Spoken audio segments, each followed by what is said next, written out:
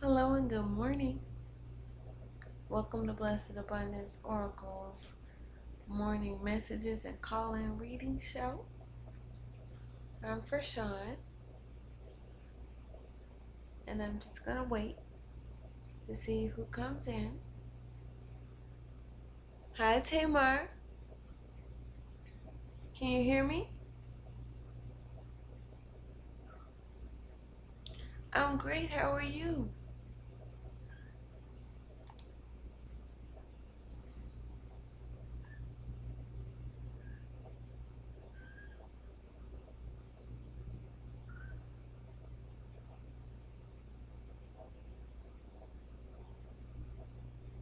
Okay, that's good.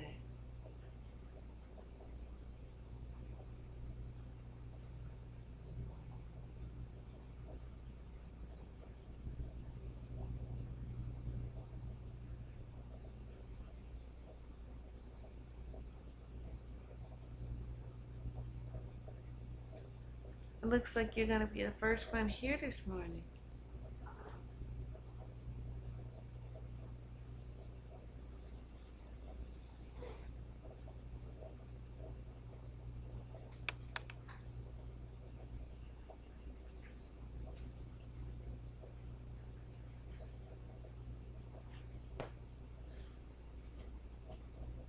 Hello and welcome to whoever's just coming in. You haven't missed anything. I haven't started anything yet.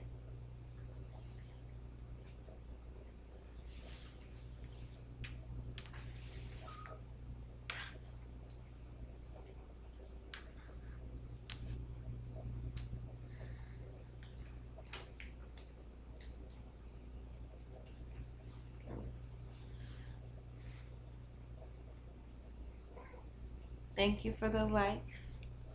If you can, please share this in any groups that you belong to, on Facebook or anywhere.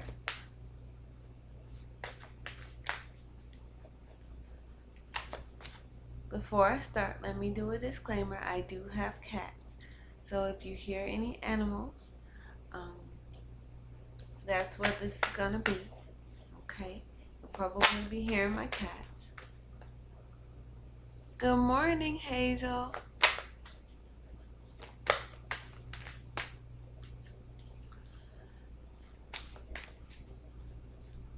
Spirit, thank you so much for everyone who came into the live this morning.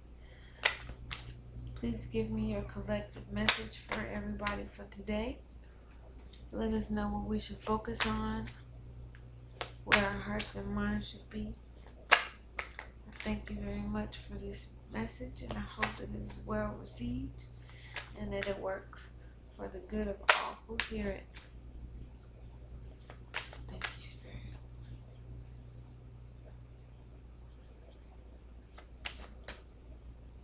As usual, I'm going to start with my collective message for the day.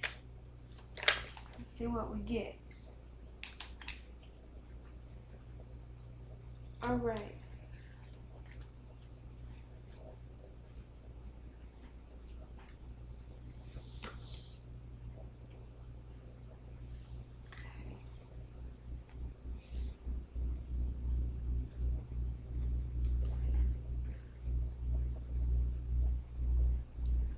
Okay.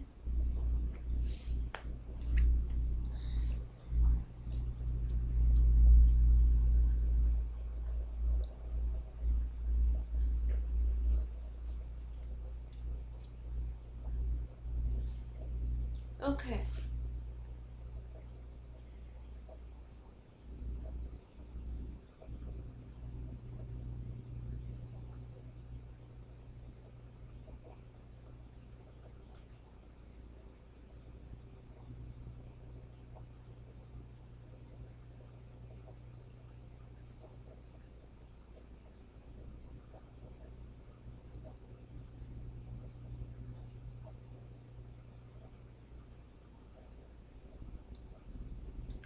This message today is all about, again, is about expectations.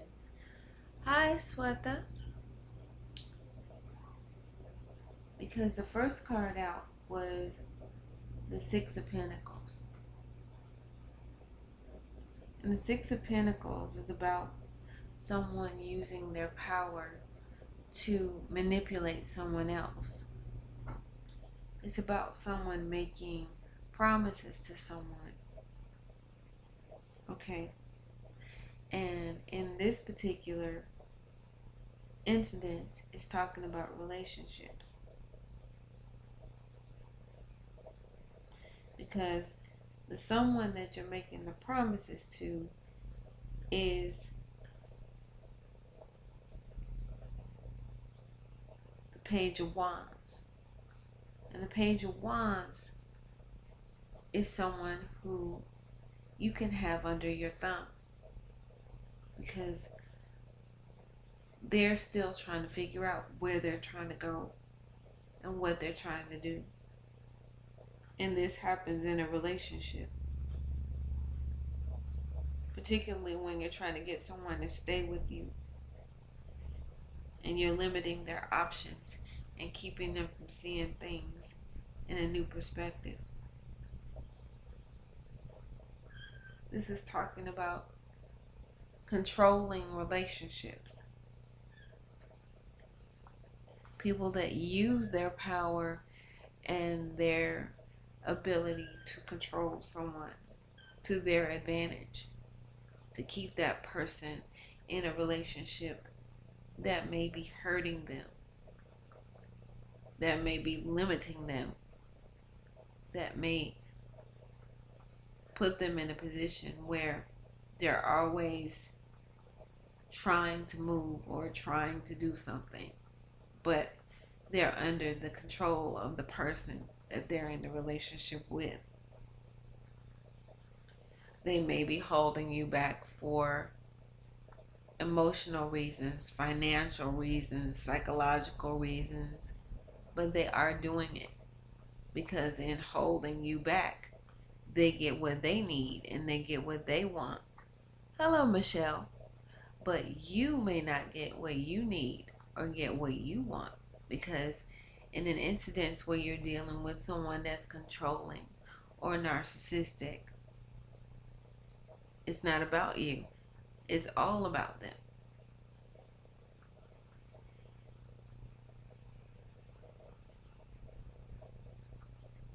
On the flip side, you being the one that's controlled may feel that you have a duty to stay with this person. You may feel that you are helping them in some way. You may feel that you should be there or do what they want you to do or be under their control because you love them. Love is not subjugation. Love is not, I'll be in lack because I'm supporting you. I'll go without because I'm helping you. I'll be the one that's doing all the relationship work because I'm your cheerleader. Love is equal. There's reciprocity in love. There's comfort in love. There's freedom, not bondage. Okay? And that's what Spirit wants you to know. Love doesn't mean that you have to give up what is important to you, what makes you happy, and what makes you whole. If I have to give up something, if I have to become less of a person to make you more of a person, that's not love. That's ownership. That's control. That's bondage. We're not meant to live that way.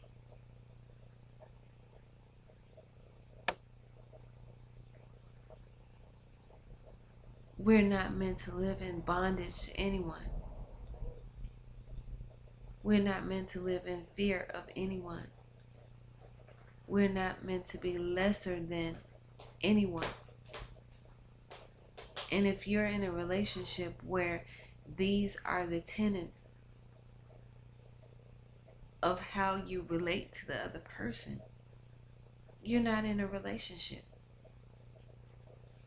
You're in an ownership.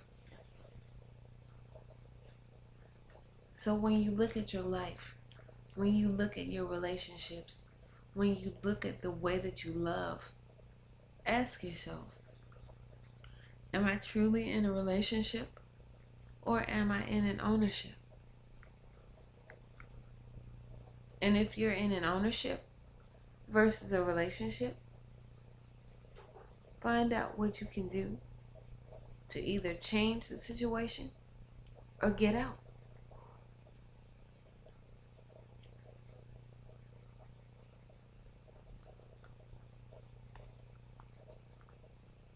Freedom is a God-given right. Freedom is written into the Constitution.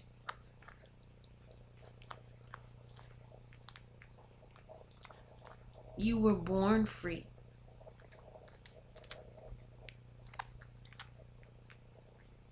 You weren't born free just to put yourself in subjugation to someone voluntarily because you love them. You were born free to live free.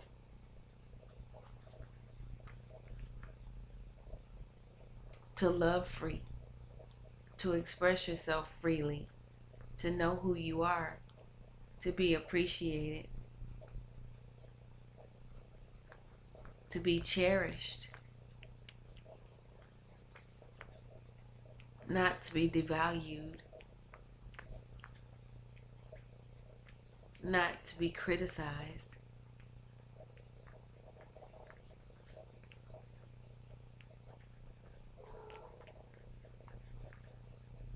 These are things that we allow for love, for money, for comfort. You can make any excuse that you want.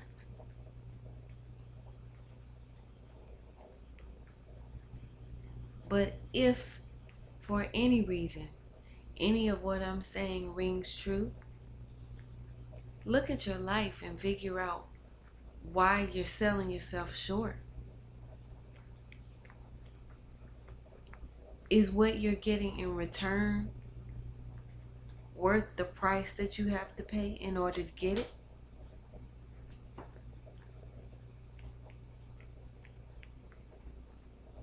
In most cases, you're going to say no. Because nothing at all is ever worth your freedom. Nothing at all is ever worth your self-respect. And nothing at all is ever worth your life.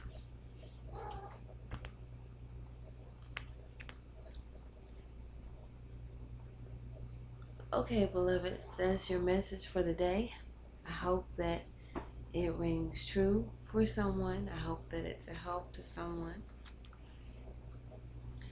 If you like, I will go ahead and start to do the readings now. Don't forget that you can call in if you need to at 941-677-8131. If you're in the United States, you can call in and I will take your call live. You don't have to be mentioned on the air. I will keep you as anonymous as you need to be. And that can be it. Michelle, you want to know how Michael feels about you? All right, we will find that out for you, sweetie.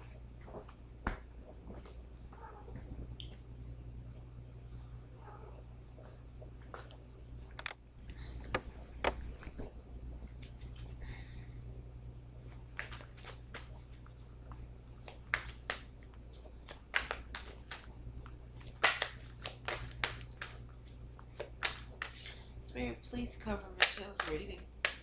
Please give me any and all information that Michelle needs to know about Michael and how he feels about her. Thank you.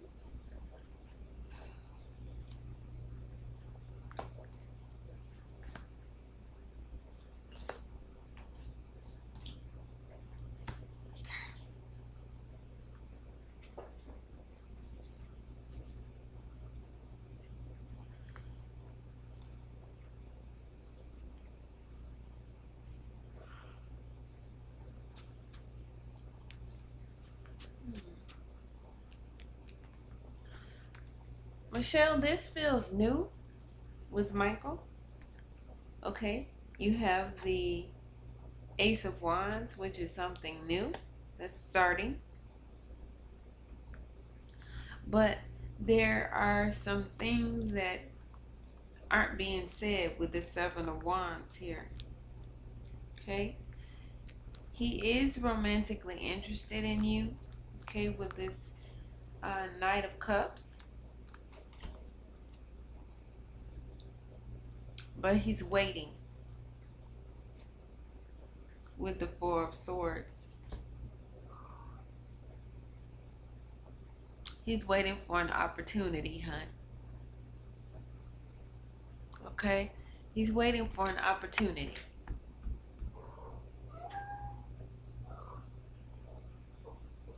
Okay?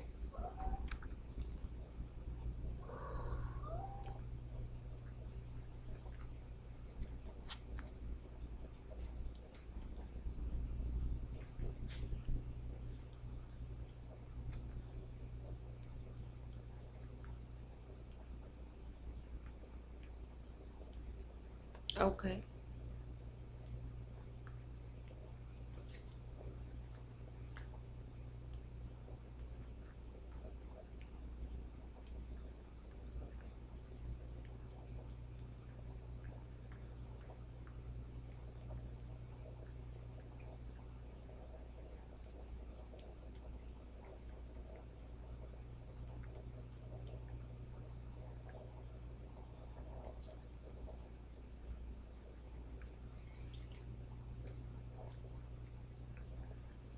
Everything with Michael, I'm sorry, Michelle. Everything, yeah, with Michael, he's keeping everything small with you because the opportunity and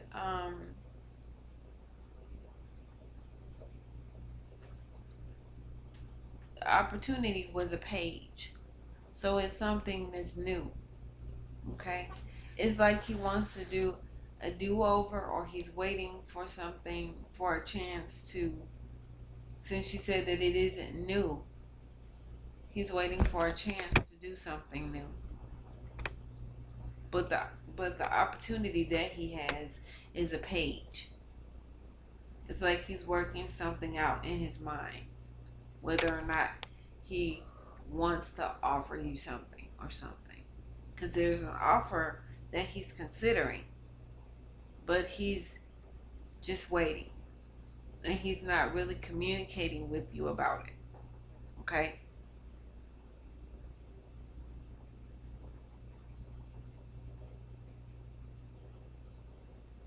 No, it's fine. I understand. But there's something going on where he doesn't feel ready to communicate with you. He's keeping something close to the vest because the Seven of Swords is about secrets. You know, it's about somebody not telling somebody something, keeping something close to the vest. Okay, and then on top of that, you have the Four of Swords, which is about resting or waiting. So he's waiting on something.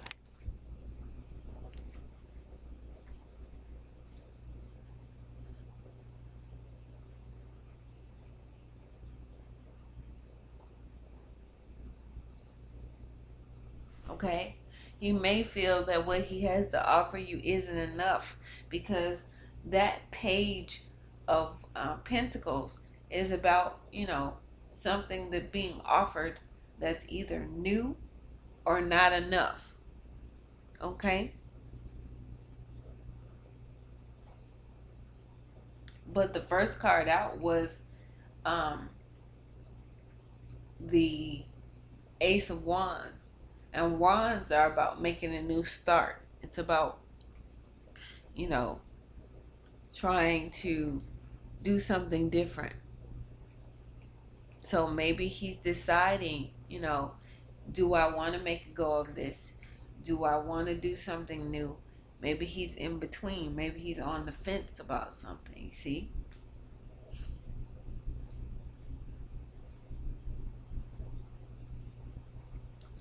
He doesn't know yet. So he's not talking.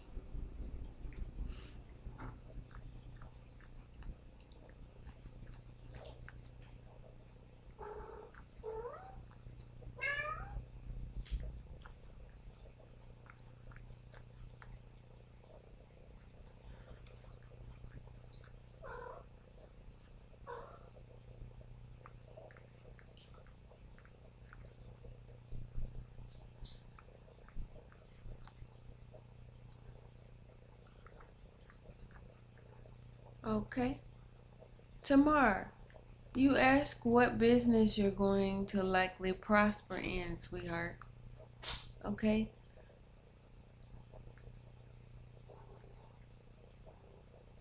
What do you want to do, Tamar?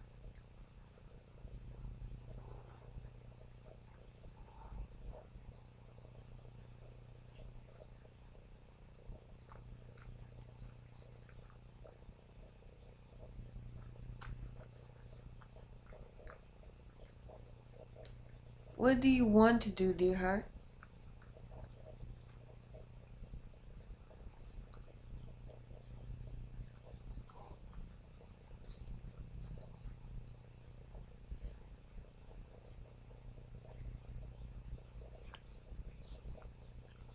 That's why I'm asking you. I understand that you have a few things that you want to do, and I can help you when we explore the options. So let me know what your options are, and we'll go from there. Okay? Let's get this all on the table so you can look at it. You're welcome, Michelle.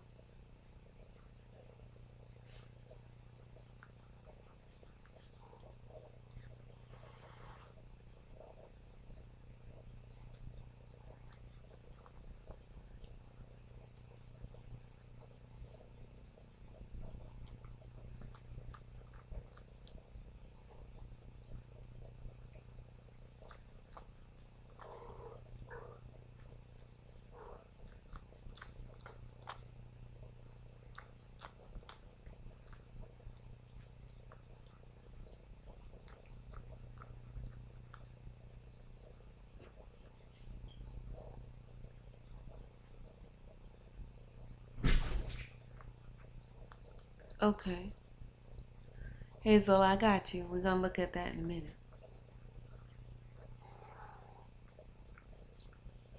And tomorrow,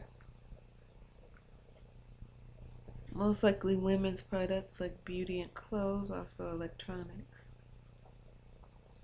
Okay, tomorrow, what would you be doing with the beauty and clothes? Are you doing hair?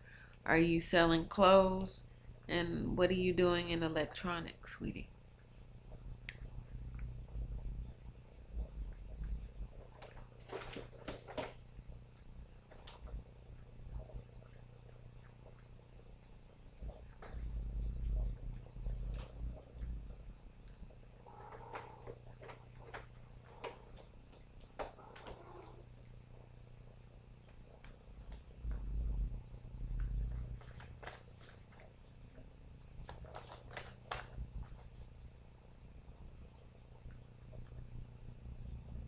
Okay. So you're doing retail.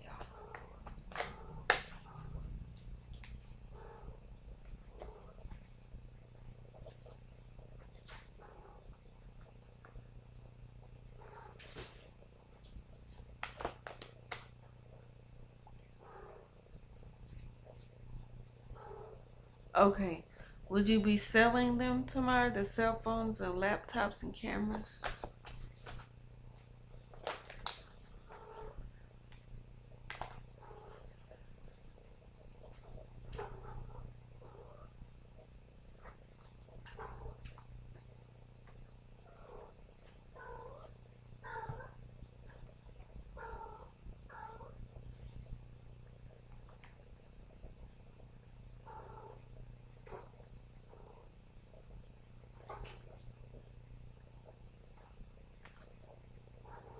Okay.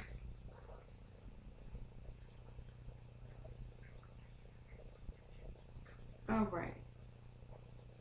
It looks like with the beauty and the skincare that there will be something that you would love to do, but you would be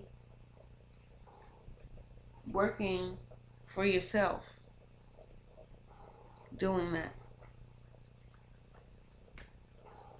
So that would take a lot of planning on your part.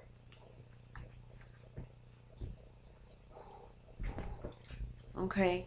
That would take a lot of planning on your part. It would make you financially independent. Would make you very financially independent. Let's see about the cell phones and such.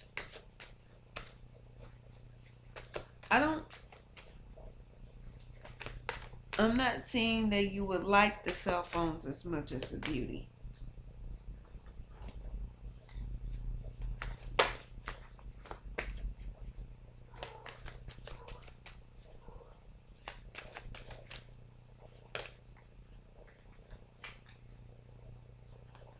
Again, this one would be about relationships too. It would be about who you know. Both of them would be about who you know and building relationships with your clientele. You have to build a clientele here in both of these.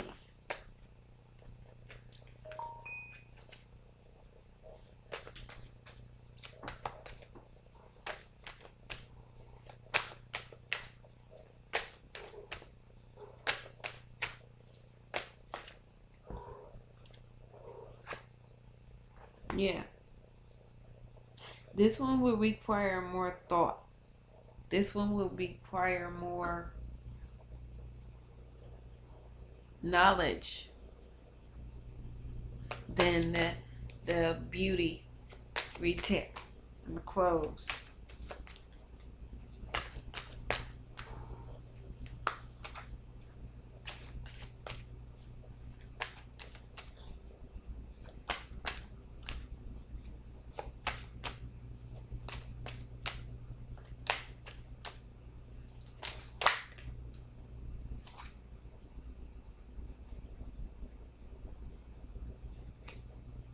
Okay.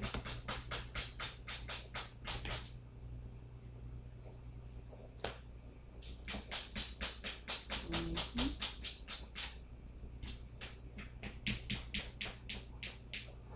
Things would go faster with the things would go faster with the electronics, and you wouldn't be bored.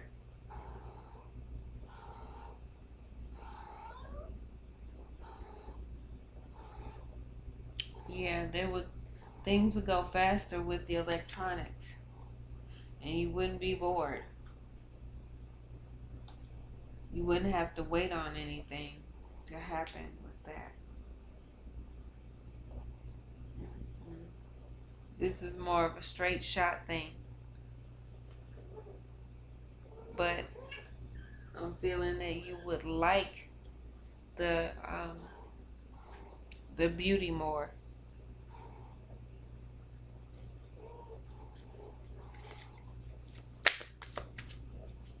Mhm.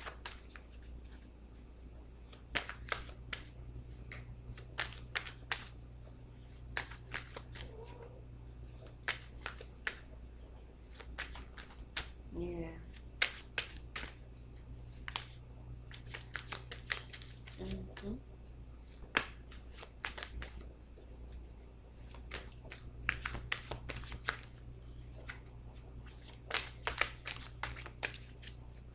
Let's see.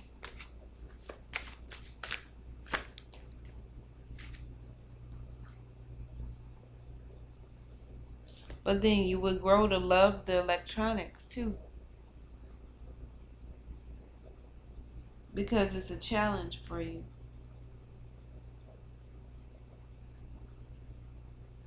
Yeah. That would be mentally more challenging.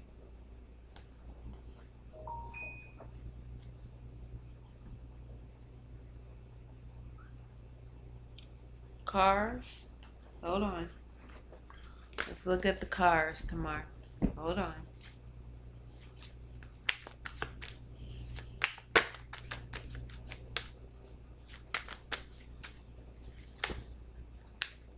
Wow.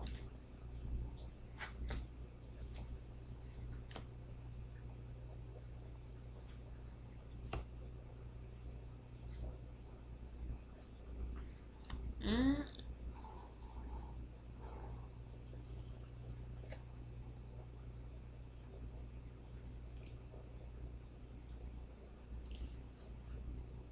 There's a little bit of dishonesty involved in selling cars,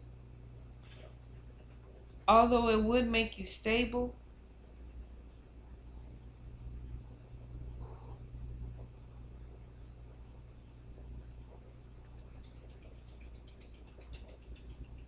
And you would be financially okay.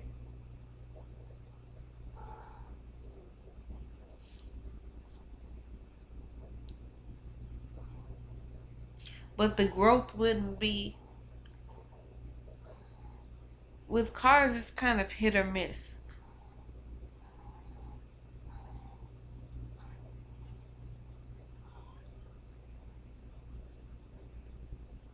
Okay? And there's a little bit of dishonesty involved in selling cars. And after a while that would kind of bother you. And see, with cars, it's kind of hit or miss. You can, because you start out when you're selling cars um, on a commission basis. So that's not something that you can hit the ground running and do, because it depends on too many factors. And you're relying on being a little bit dishonest in order to sell a car.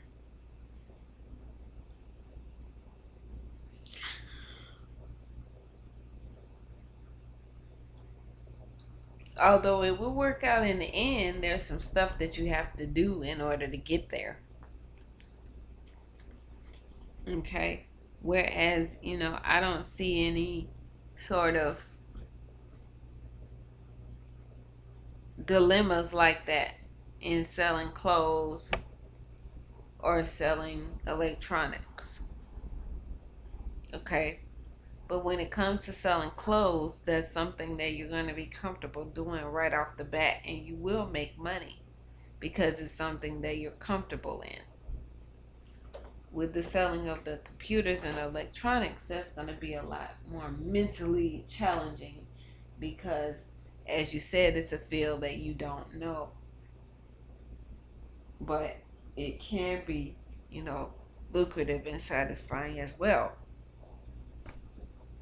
With the cars, like I said, your growth in the beginning is very limited because it's like you have to work your way up, you have to work your way through commissions and different things like that. Um, and there is a bit of dishonesty involved in selling cars. So you're going to have to deal with that as well. But if you keep at it, you can, do well. But the thing is are you prepared for the up and down of, you know, I sold 2 cars this week, 3 cars this week, and then next week I didn't sell any, and my commission check is looking rather off. You know what I mean?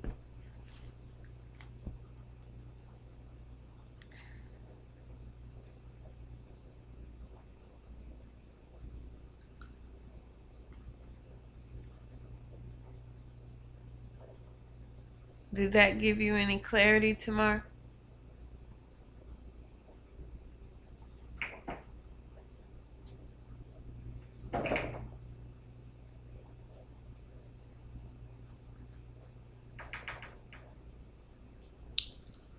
Alrighty. Miss Hazel, are you still here? Okay, sweetheart. Thank you.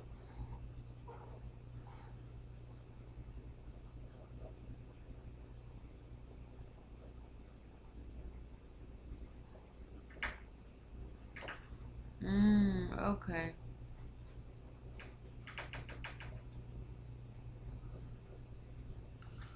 All right.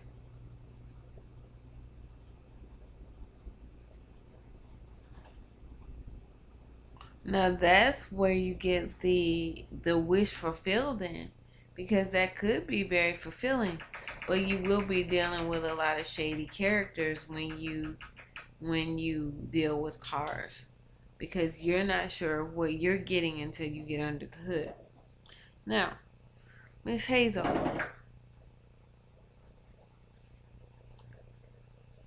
um, Edward, this relationship to me, this dream to me seems like you want to end things with Edward, or things are going to end with Edward, but you don't really, it really won't bother you as much as you think it will. Okay? It really won't be an issue because you're going to be able to go on with your life. Something with Edward needs to end, sweetheart.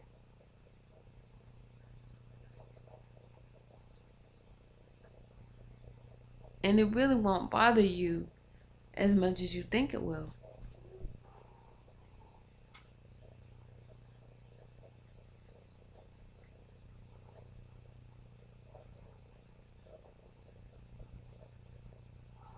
And that's your subconscious trying to tell you that it really won't. Okay? You're going to be okay.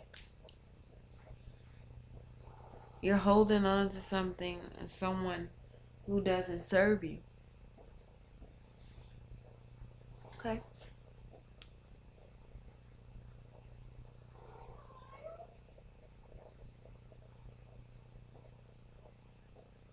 Okay. Alrighty. Well, your intuition and spirit are trying to let you know that that'll be the right thing to do. Congratulations, Hazel.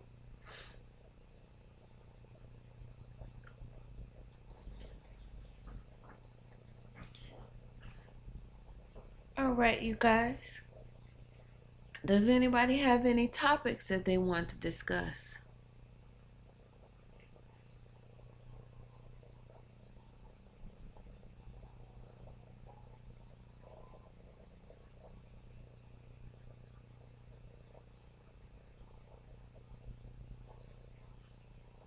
Anybody have anything they want to discuss this morning?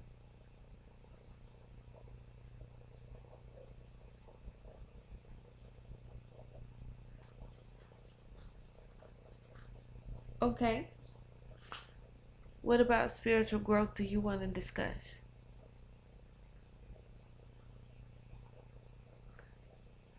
How to keep growing spiritually?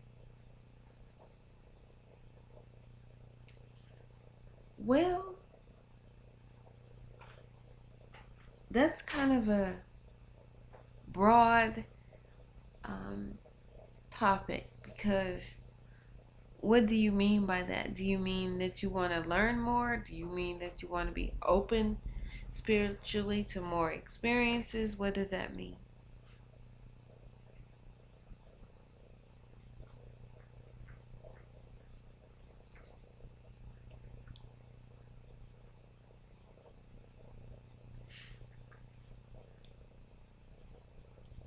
Because spiritual growth, I find, is not something that you can control. It's something that happens to you. Things happen in your life that you need answers for, and you go in search of those answers, and you grow because of what you find. A lot of times, Tamar, and this is the thing that people don't understand, spiritual growth comes about because of pain. Spiritual growth comes about because something happened in my life that I need answers for, that I don't understand, that I need to get through.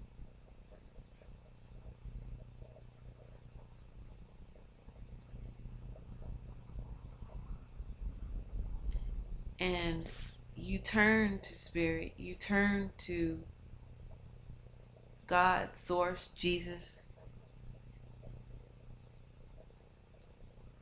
And usually knowing when a path is for you is mostly about knowing what's not for you.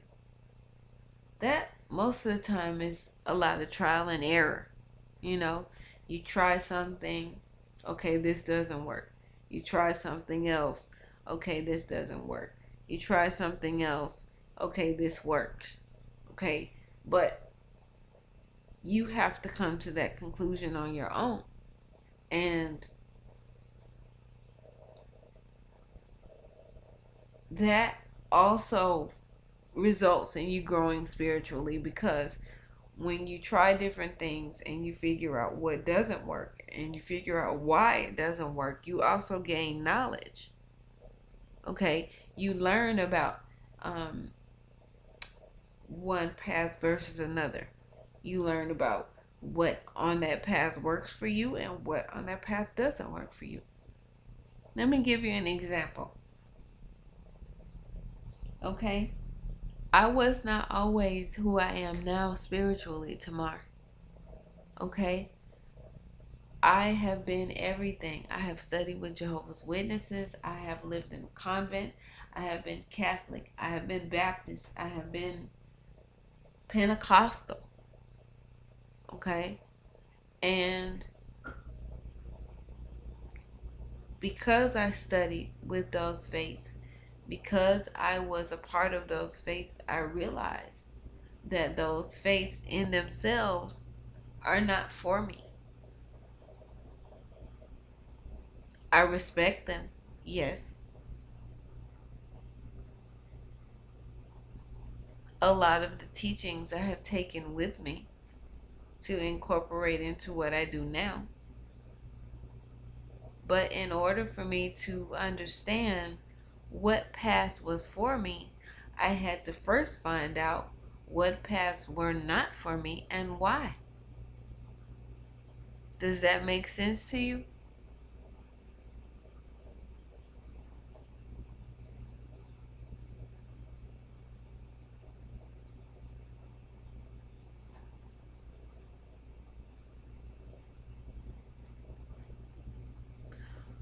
I wish that there was some sort of golden, sign that points you in the direction of a path and says, hi, this is the path you should take. Hi, this is your road. But in most cases, just the opposite is true. You go from place to place to place to place to place going, okay, is this it? No. Is this it? No. Is this it? No. Is this it? And then when you do find your path, it comes with a whole other different set of challenges. Because with what I do, I realize that I'm blessed with what I do, that spirit likes what I do, but people don't. Okay? So you have to be prepared for that. Is my path going to cause problems in my secular life? Is my path going to be something that my family, my friends, my social network is going to embrace or even understand? Or is it going to be something that I can't talk about at the dinner table? You see? Is it going to be something that, like in my case, I don't share my spirituality with my friends and family on Facebook. You don't find out about it unless you come to my page.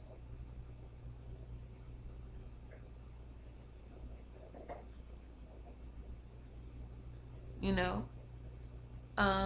Even though it's my business and something that I do.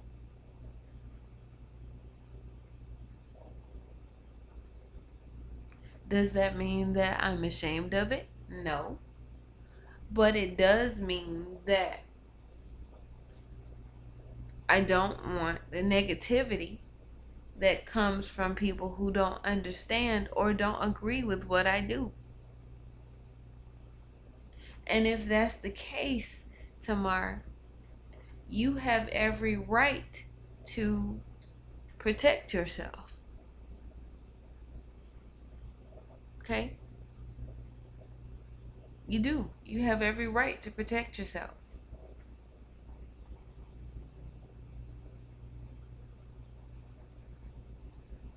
Hi, Sheila. How are you, darling? Welcome.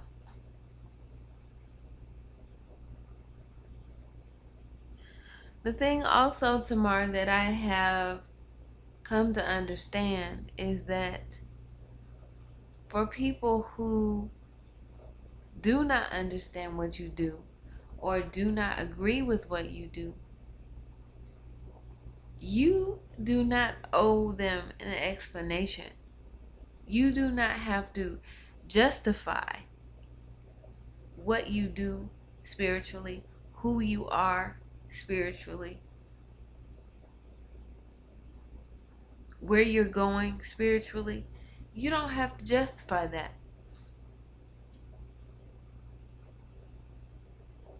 But if you do have an unorthodox spiritual path, people will make you feel as though you have to justify it. They will make you feel as though you owe the world an explanation. They will make you feel as though you are the odd person out. I'm doing great, Sheila. Thank you so much.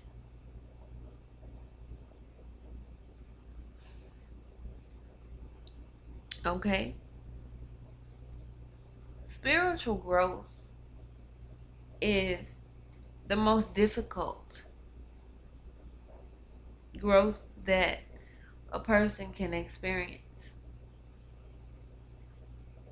I would prefer to start my life over and over again as a human being to deal with having to go through puberty over and over again rather than spiritual growth, because spiritual growth is hard, because it's personal. A lot of times when you're going through it alone. It's difficult to understand because psychologically, physically, sometimes you're going through things that you don't understand and that people don't have answers for, and that if you tell most people that you know, they'll be looking at you like you're crazy.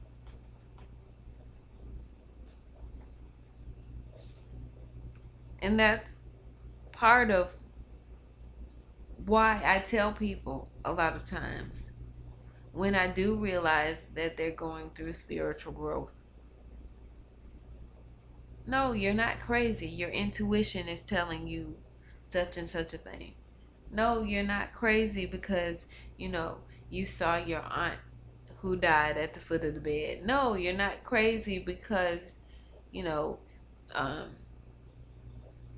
you did a tarot reading and the tarot reading worked out, or, you know, you saw something happen in your mind and then it happened in the world. No, you're not crazy because those things happen. Those things are a part of who you are. But if you are a person that is going through this, please expect it to be strange. Expect it to be uncomfortable. Expect it to be something that's going to fill you with more questions than answers most of the time. Because that is what happens. Okay? You have to understand, Tamar, that a big reason why these things happen, if you have gifts like that, is because this world is designed to stop our gifts. This world is designed to keep us in a situation where we're dependent on what's being said, what's being done, what everybody else believes around us. Good morning, Tammy. So, when you're getting messages from Spirit, a lot of times the messages that you're getting do not fit in with what you're being told by society. They don't fit in with that. You're being told or shown or led somewhere different. And society doesn't like that. Society has a problem with that. Because what does society tell us we all have to do? We have to go to church, go to school, be upstanding citizens, get married, raise a family, get a house, and die, right? But a lot of times when you're going through spiritual growth, you realize that there's a lot more out there than that.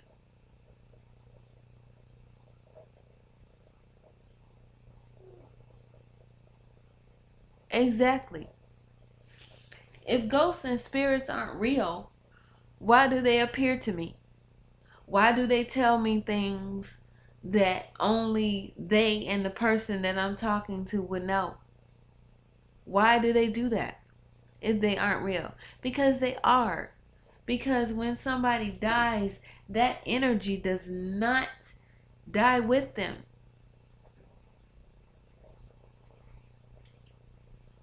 Okay?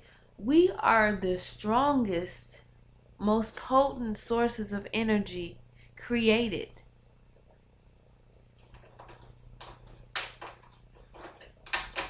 In physics, it says that matter, energy can be neither created nor destroyed. It just is. It's a constant. So whether we're here or whether we're dead, that energy never ceases to be. It transfers. It goes somewhere else, but it never ceases to be. It never ceases to be.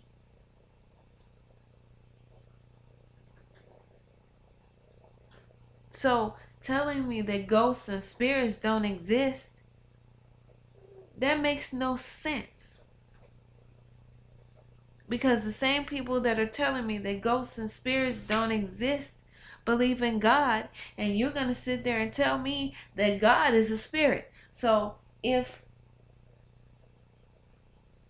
I'm not supposed to believe in ghosts and spirits, I'm not supposed to believe in God according to you.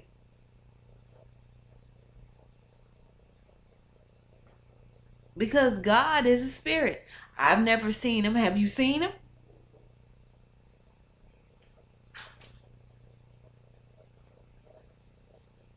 So that makes no sense. You're contradicting yourself.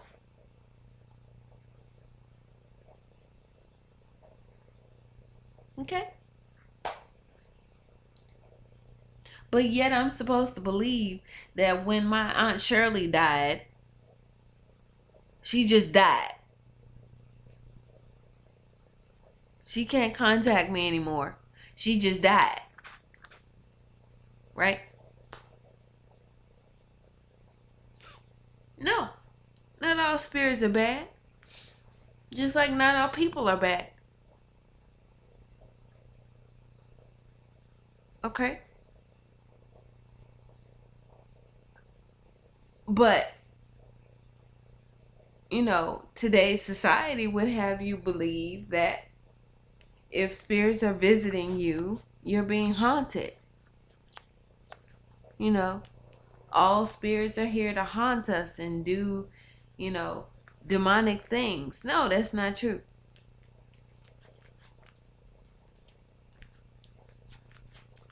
Okay? There are spirits out there that will do that. But those are the spirits that we invite. When you get drunk, when you get high, when you, have sex with this person or that person. those spirits need a vehicle through which to get to you. They just can't come around and start messing with you. Okay? Because their vibration is not high enough for them to be able to do that. Okay? They need something. They need for you to create a doorway. Okay? Spirits that are sent to you, like the spirits that I deal with when I do spirit readings, those spirits come from spirit.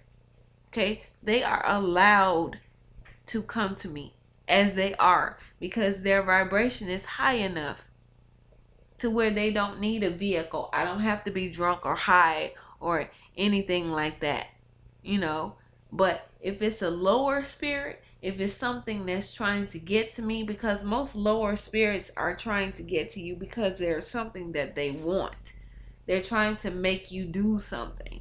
They're trying to get control over you, and they need a vehicle for that. So you get drunk, you get high, you do things that you wouldn't normally do. You do things that are out of character. You see what I mean? Because they have a vehicle. You're in a weakened state, so they can come in and do whatever they want. That's how lower entities work. That's why you have all these people out here doing the things that they do. And 9 times out of 10, when they're doing them, they're under the influence of something.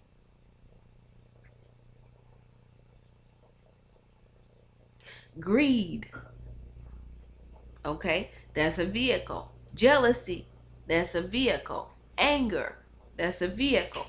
You know, you have people out here killing people. You ask them why they did it. They said, well, I got so mad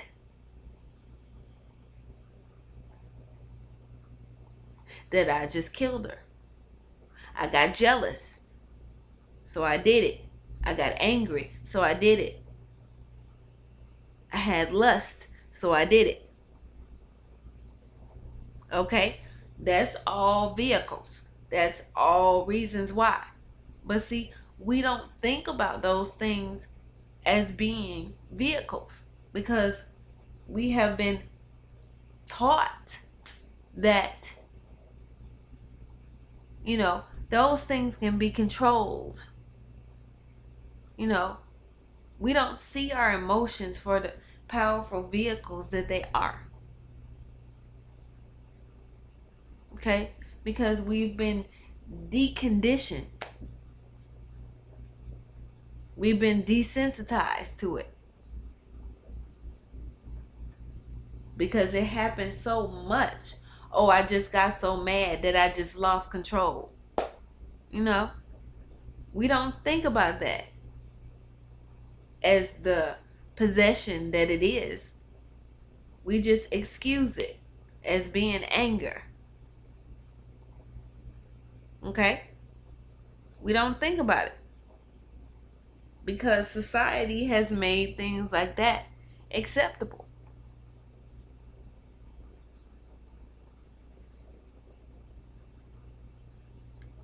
Getting high, getting drunk.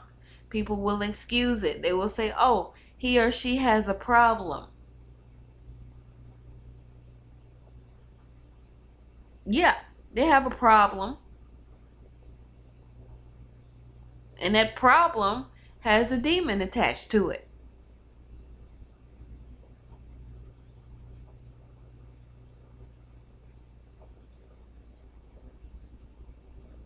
Okay? That problem is allowing lower entities into the situation. Sex. One of the most powerful vehicles for possession that there is sex.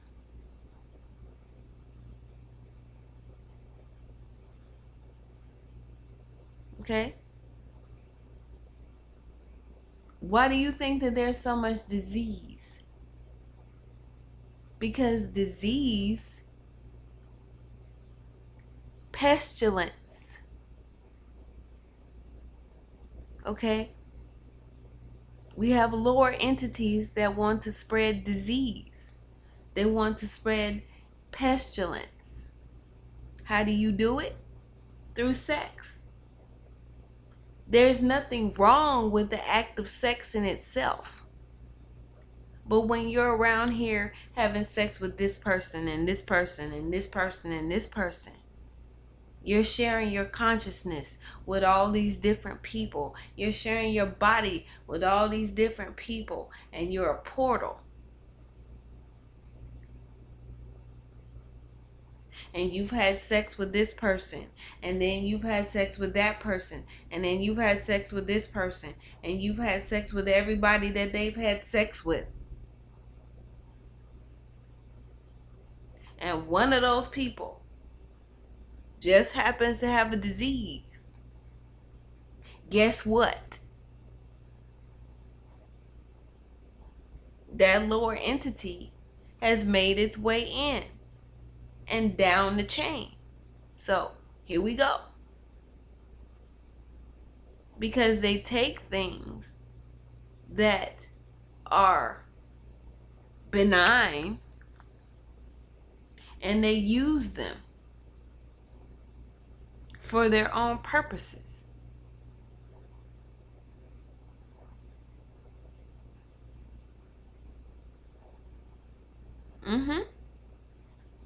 Okay? Nobody's sitting here telling you that sex is bad and that you shouldn't have sex. Okay? I will be the last person to sit here and tell you that, because that's a lie. What I'm telling you is to guard your body. Watch who you let into your field, into yourself. Watch.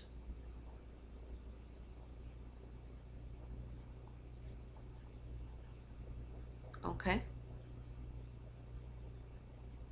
Sometimes it only takes one person, but that person can be the wrong person. So you have to watch. Money. One of the biggest demons of them all is money. Is money the problem?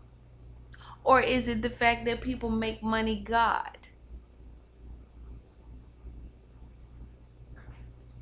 Okay?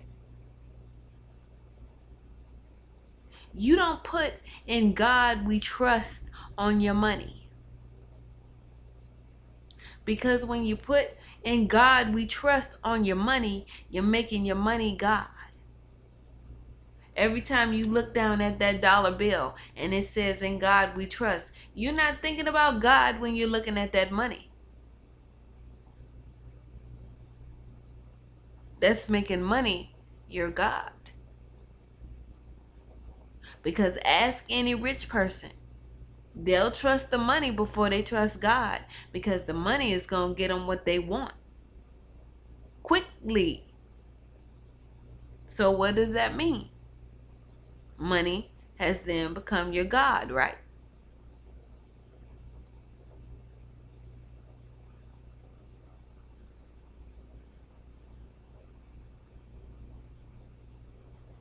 People have stolen for money. They have killed people for money. They have lied for money. They have whored themselves out for money.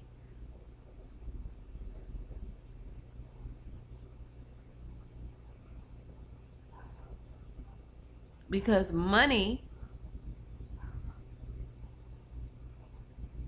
can become a god. But that's the way that it's engineered. Because we live in a society where cash rules everything around us. Hi, Selma. Cash, money.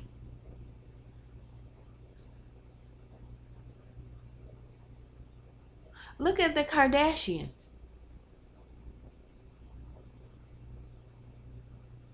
Look at them.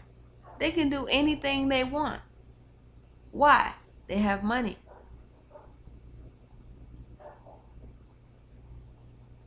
Everything that they do, even if it's wrong, it's excused. Why? Because they have money. Money makes everything better. It grants you privilege.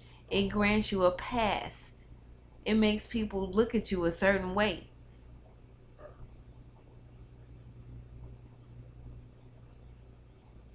But the thing is, what do you have to do in order to get it?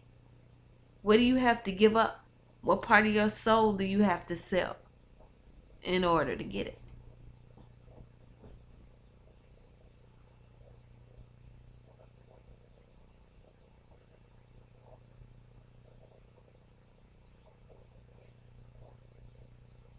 The Kardashians are the most powerful family in the United States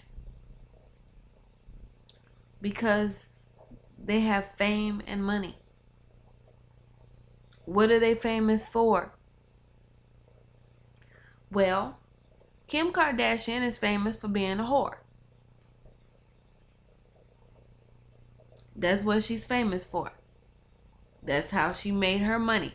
That's how we came to know her. She's famous for being a whore.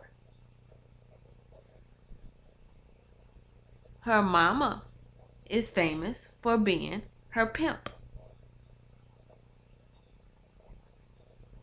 Kylie is famous for stealing because the lipstick that made her so famous and supposedly got her all this money, she stole.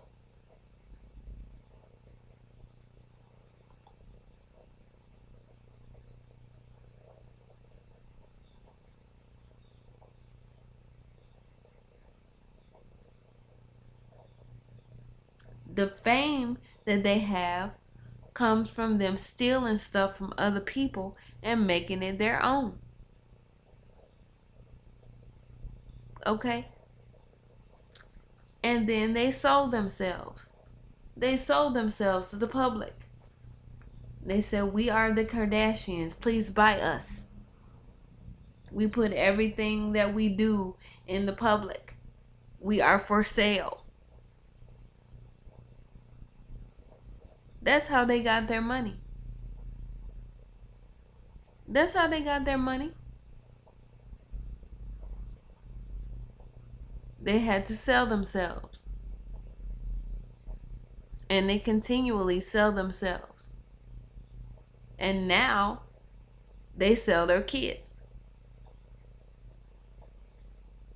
And we, the consumers, buy it.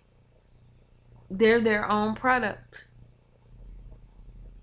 They're the most ingenious example of marketing I have ever seen.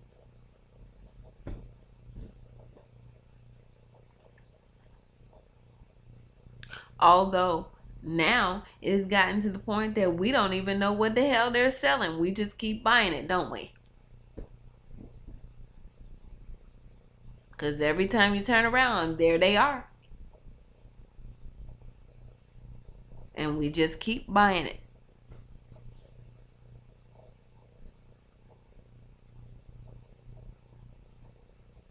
We just keep buying it.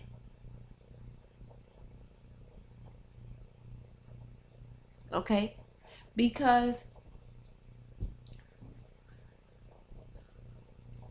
people have found out that the quickest way to break down somebody's defenses about something, my cat is going into her litter box, so she's going to start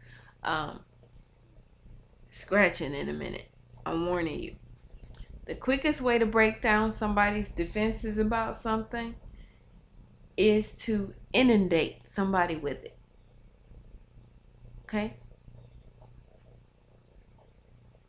If you inundate me enough with something,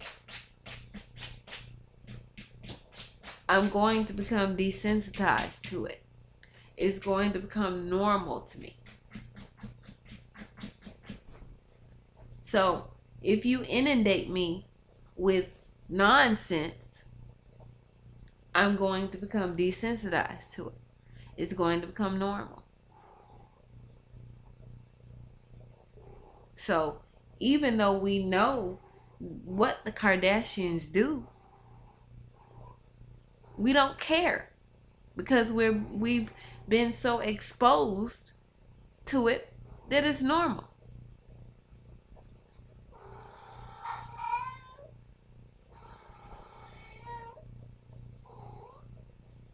It's normal.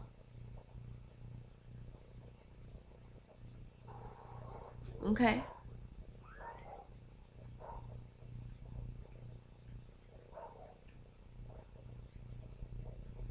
All right? That's exactly what's going on here. The whole thing about social media is an experiment in how to control people's minds, control what they think, control what they do, control how they feel. Because if I can control what you think, how you feel,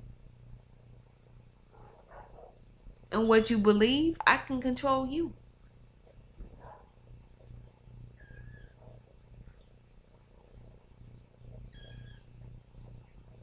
Sociology 101.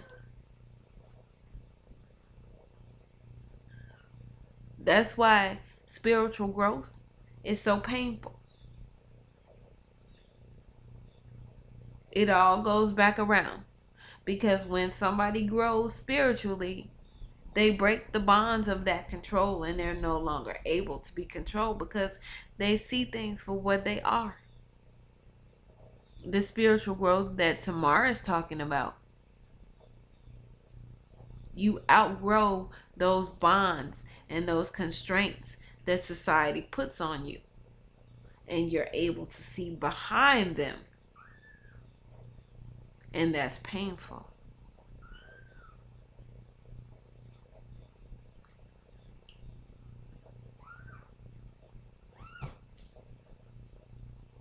And the reason that it's so painful is that seeing what's behind what we're conditioned to think is true is painful.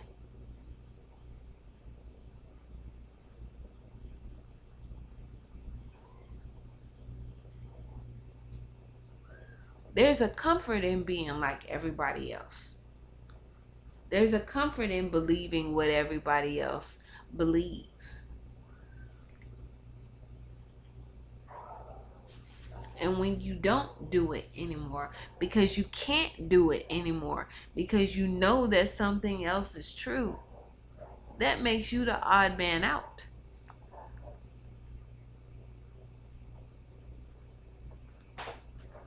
That's uncomfortable. We don't want to be the odd man out, do we?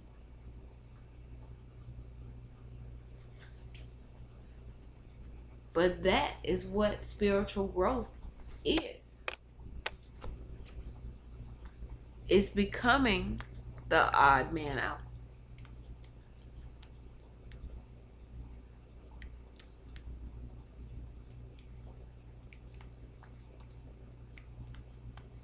Understandable?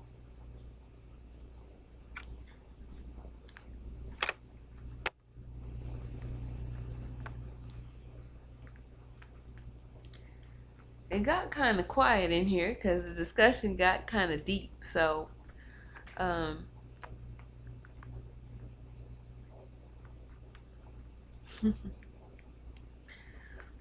but that happens, you know.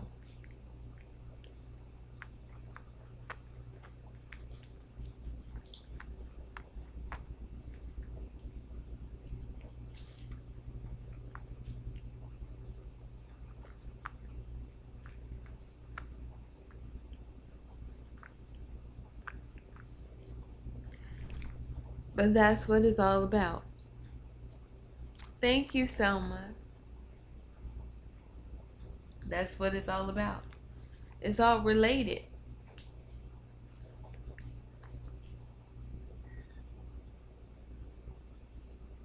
It's all related.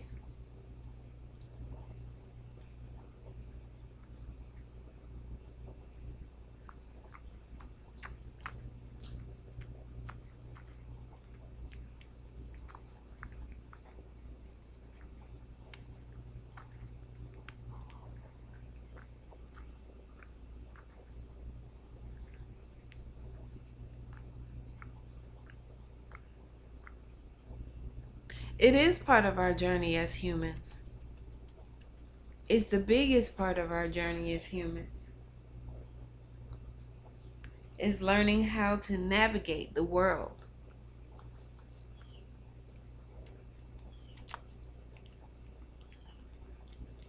learning how to see the world, how to be a part of the world without being a part of the world.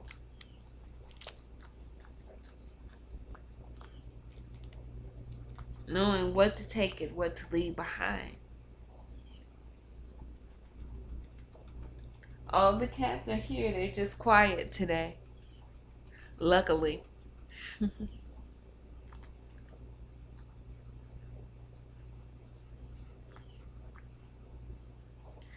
But it's all part of your journey, Tamar.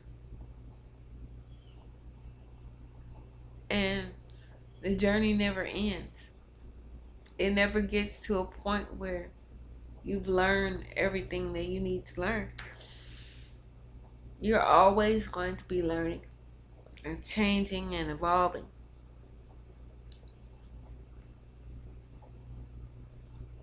And the trick of the matter is to keep learning and changing and evolving.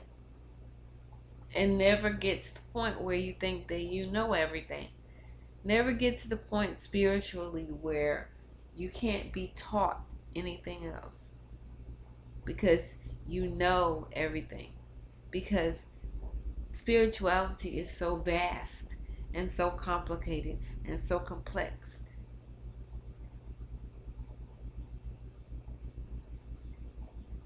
that you will never know everything.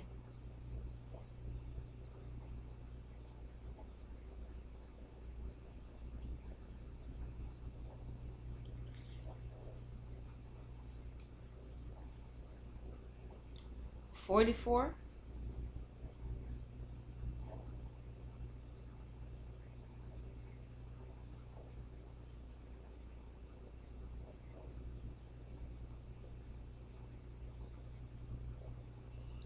Okay.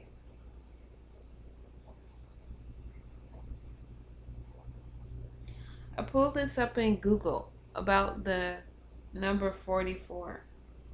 Okay.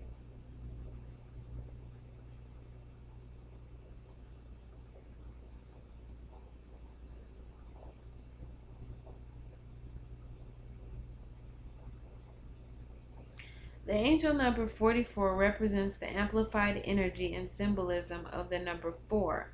This number symbolizes hard work, practicality, and foundation. The master number 44 is also called the master healer. People who resonate with the angel number 44 need longer time to mature. They need stability and strong foundation in life. Number 44 people are good at organizing. They are very good lawyers, doctors, CEOs, and engineers. For these people, it is very important to maintain their balance and physical and mental well-being. They need to lead a healthy lifestyle and try not to overwork. Number 44 people are known as healers. They are usually in powerful positions in society because they have the ability to reach out to many people and influence them with their strong personality. The number 44 represents stability, support, willpower, ability, success, wholeness, inner wisdom, etc. These people have strong intuition and inner guidance, and they are advised to pay attention to them because they can be a source of indispensable advice and insight. These people are very powerful and usually have a positive nature. Sometimes they can be negative and deal with such things as obsessions with success and wealth and using all means to get them. If you are drawn to the number 44 for some reason, you're probably aware of the angelic presence in your life. This number is an encouragement, providing that you are on the right path in life. The angels and the ascended masters are right beside you, offering their support and guidance. Have no fear because you are destined to succeed. And that's what the number 44 means for you, Selma.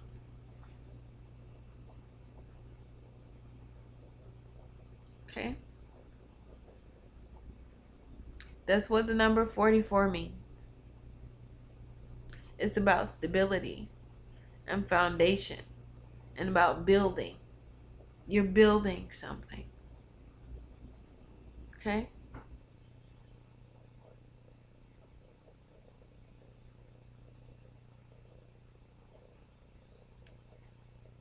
Congratulations.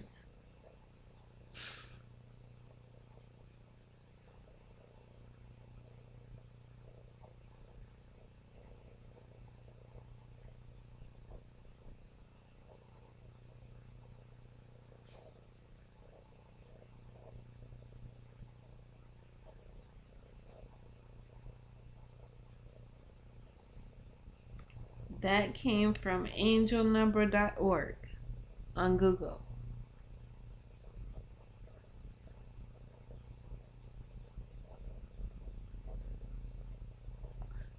You're welcome.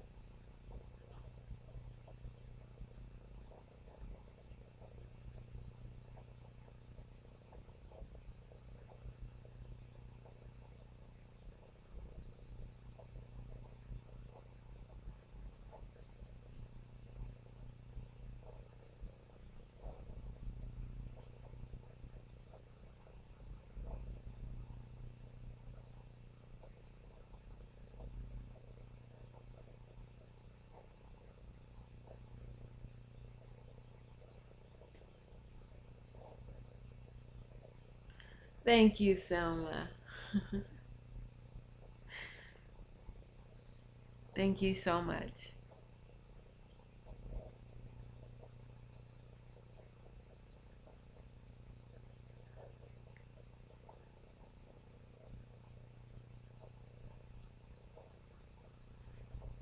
You return those phone calls when you're ready. Okay, Tammy?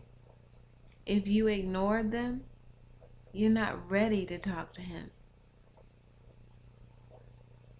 Okay? You can talk to him when you're strong enough, and when you feel centered, and when you feel solid. I didn't get as much rest as I wanted to, but I will today.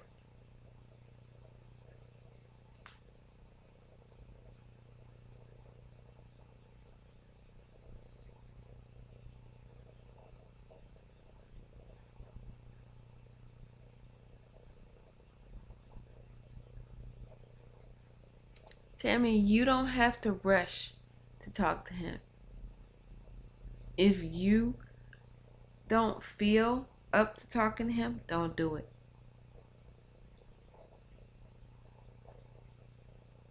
Because right now, you're not even in a position to know what to say.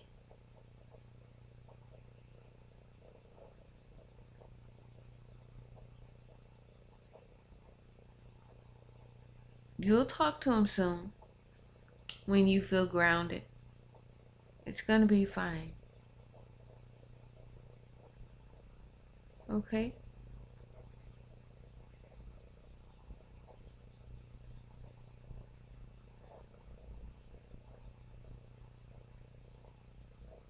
Never rush and put yourself in a position where you're uncomfortable in a position. Okay?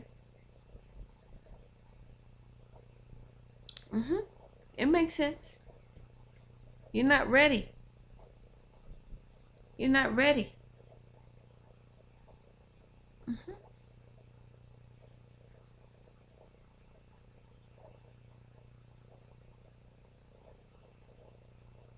Don't rush it. It's coming. Good morning, y'all. There's 6 people in here. Hi, Sweta. How are you?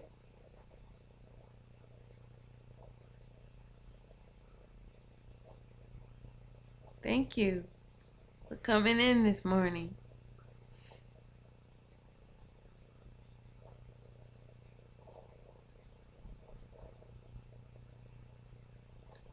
$2020? Let's see.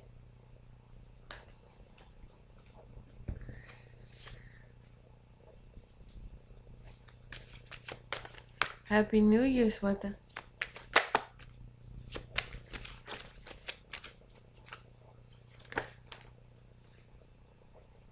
Thank you. Big hugs to you also.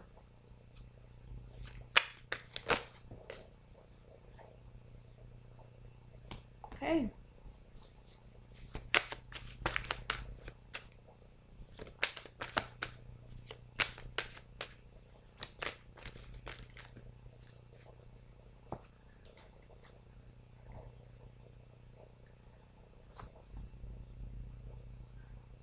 Okay.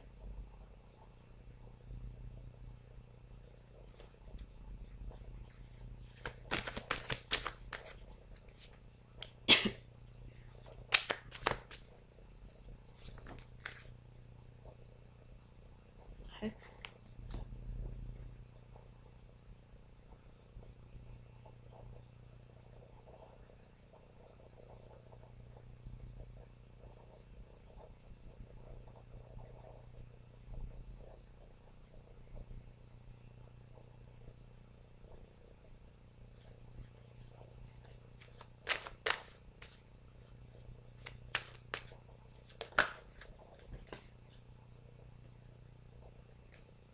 Okay. You're gonna go through some things this year, Sweta. You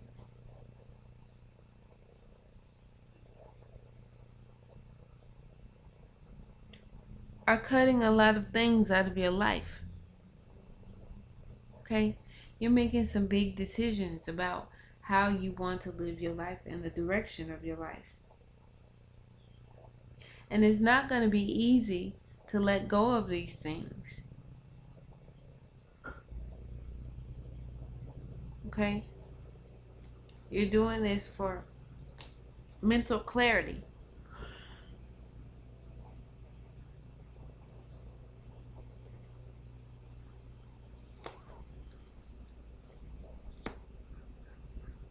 Okay?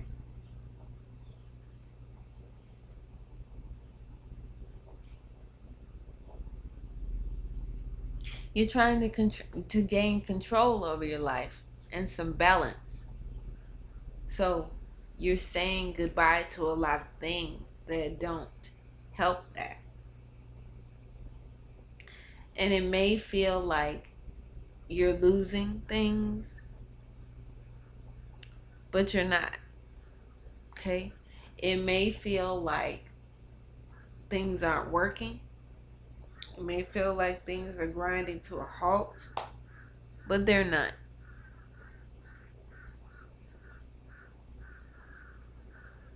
Okay? It's not going to be comfortable, Sweta, or fun. Okay? This is not a comfortable or fun situation here. This is a cleaning. This is a cleansing. This is a reorganization of your life.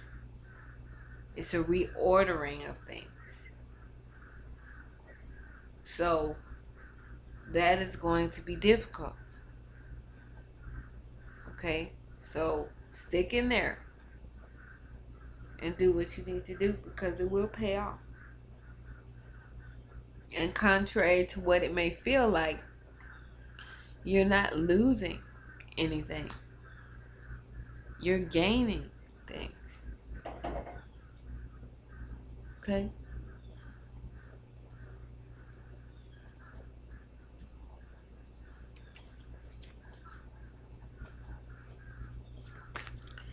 Yes, I have actually I'm not sure if it's crows or I think it's geese that are flying overhead.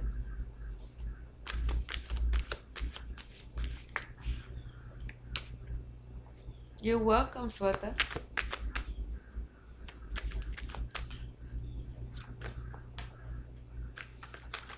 Someone wants to know what's coming for her this January. Okay.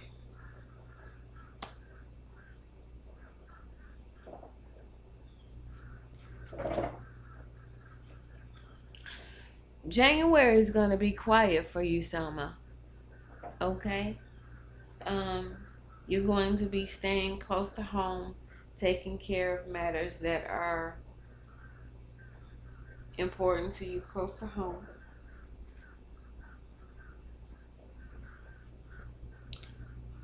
Get as much rest as you can, because by the end of January, things are going to start moving again. Okay? So it's kind of like the quiet before the storm.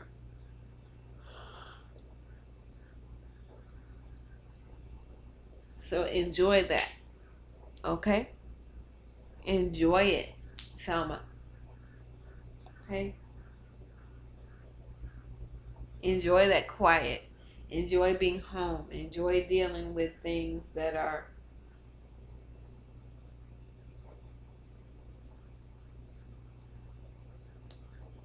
pretty mundane and don't require that much energy.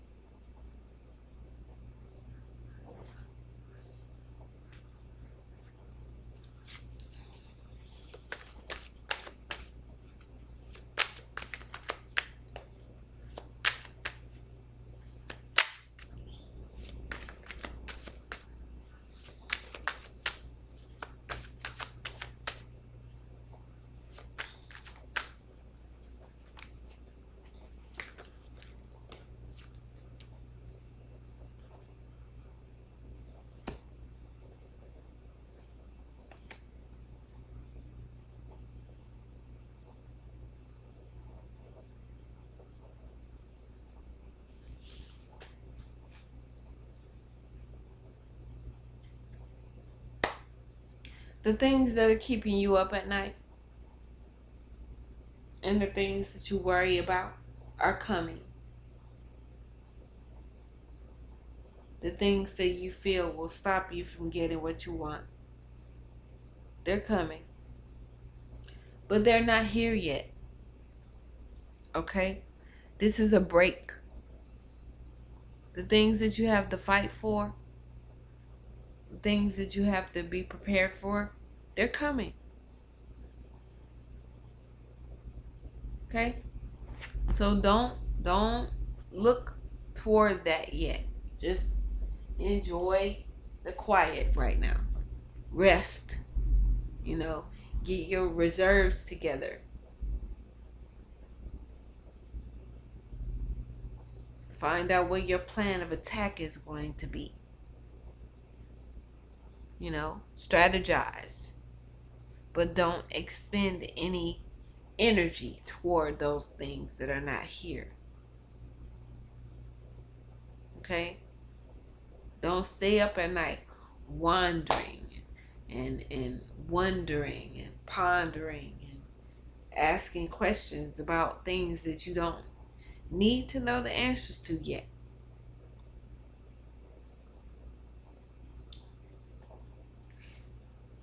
All of that is coming. Okay?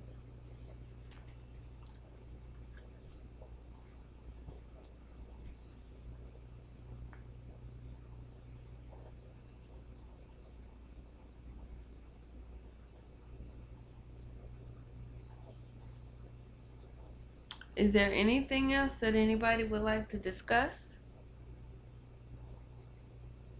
Of course, Miss Tammy. Hold on.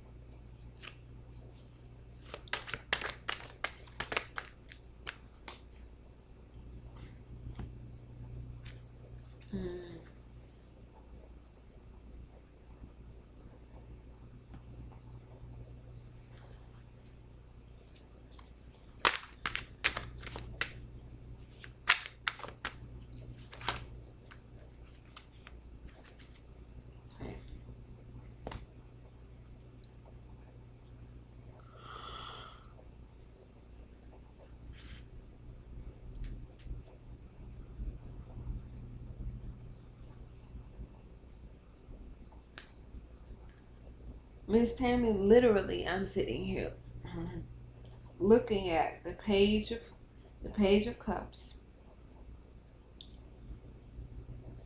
the 10 of cups, and the King of Swords.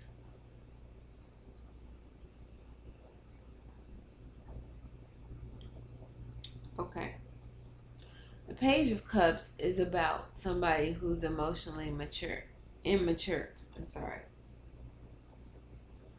You want to be happy,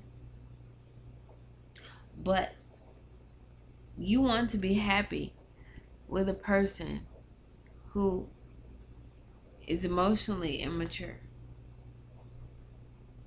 And what you're going to have to do is you're going to have to weigh the cost versus the benefits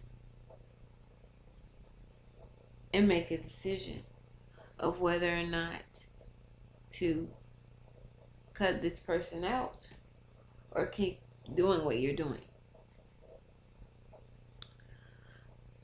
Hi, Kathleen. Hi. Is this fair to you, Tammy?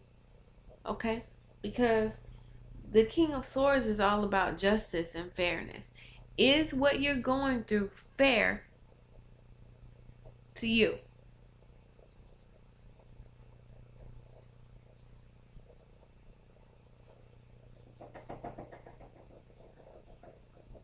Is it fair?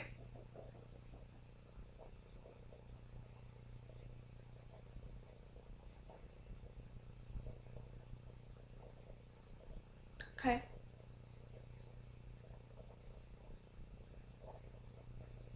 So you're going to have to make a decision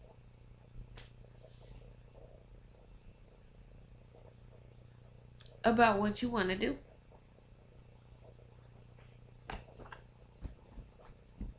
Do you want to keep living with somebody in your life that is creating an atmosphere of imbalance? We just had this come to light in the overall message about subjugation. Okay? You don't need to be subjugated to someone because you want to be in, because you are involved in a relationship with that person. Relationships do not mean subjugation. Okay? And whether or not you're actively involved in a relationship with him or not, you are still involved in a relationship because that's what this is. Even though it may not function properly, it is still a relationship. Okay? So, you need to decide, dear heart.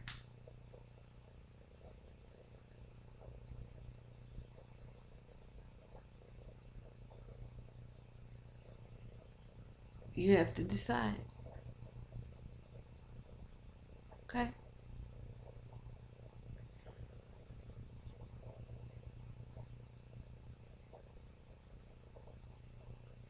This is the reason that I do this every morning. How can I energetically detach from a false twin flame? Okay.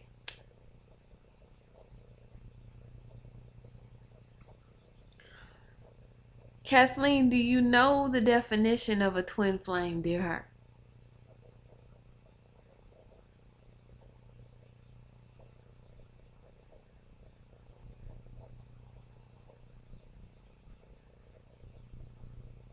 Mm-hmm.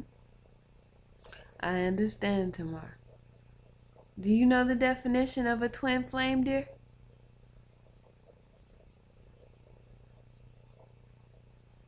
You're welcome.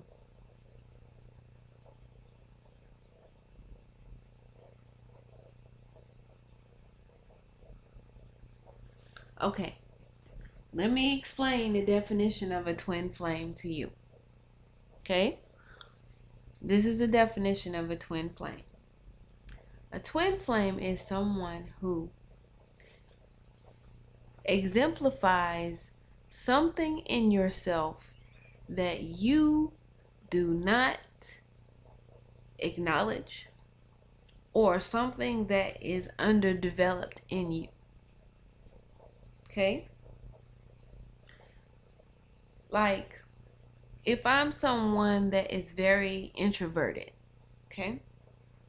But there is a side to me that is very extroverted and bubbly. Okay? I will go out and I will find someone who I'm vibing with on the same frequency at a time for any reason. And this person will be extroverted and this person will be bubbly. Now, I'm introverted. The person that I have with me is extroverted. Okay? What happens is that person helps you to develop the qualities of being extroverted because your energies are on the same wavelength. At the same time, that person gets on your last nerve with their extroverted behavior. Okay? And that extroverted behavior begins to cause problems. Because the thing about a twin flame is that they are meant to attract us so that we can learn from them. They cause problems.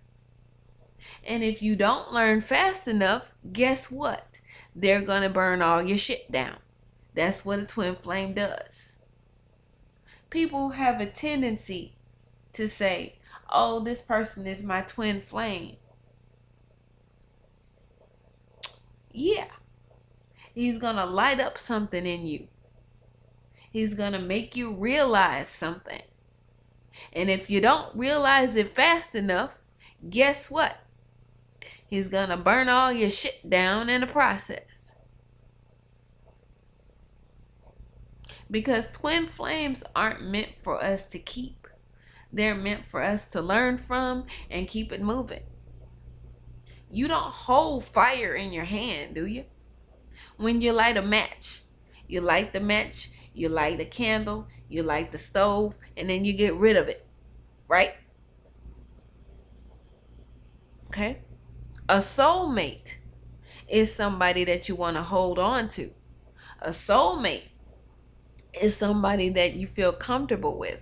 A soulmate is somebody that's going to nurture you, that's going to bring out the best in you, that's going to make you feel like you want to be with them forever. A twin flame is going to excite you, is going to vex you, is going to ignite things in you, is going to make you experience emotions that you've never felt. It's going to be that person that's going to make you go on high highs and low lows. But a twin flame is not somebody that you hold on to. You learn from them and then you let go.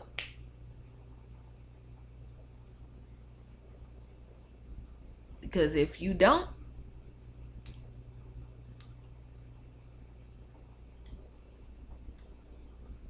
there's going to be fire. And it won't be the kind that keeps you warm at night either. It's going to be destructive. That is what a twin flame is. I should know. I married mine. And what did he do? He set my shit on fire.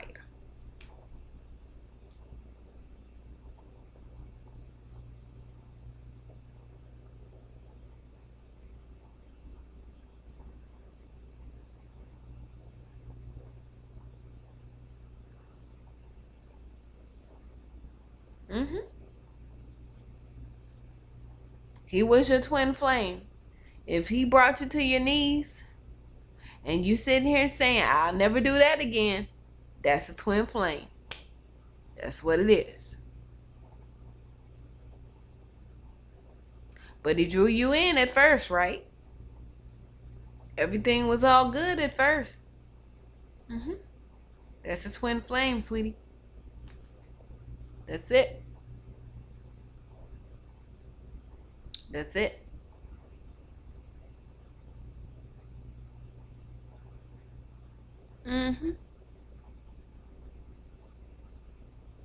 Exactly. That is a twin flame. You got all these people around here talking about, I want to find my twin flame. If you want to find your twin flame, either something is wrong with you or you don't understand what the twin flame is.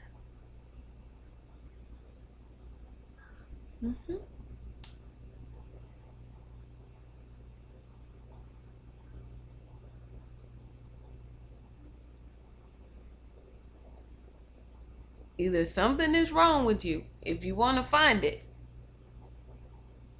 or you have a lesson to learn, or you don't understand what a twin flame is. Because nobody in their right mind wants to find their twin flame.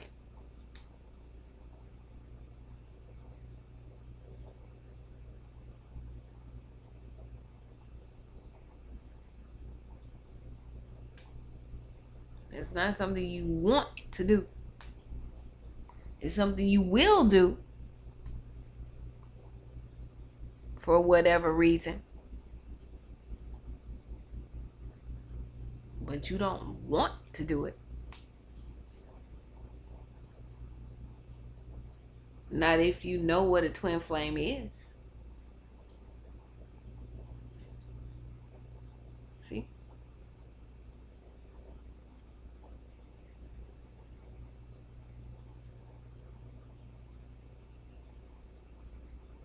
Not yet. Not yet, Selma. Okay? After you get a little bit more stable, you should be planning it now, but not starting it. Plan it. Don't start it.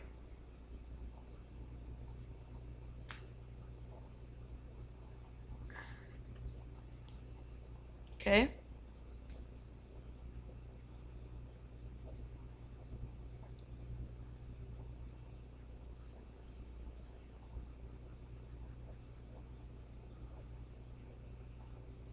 Anybody else have anything they want to discuss?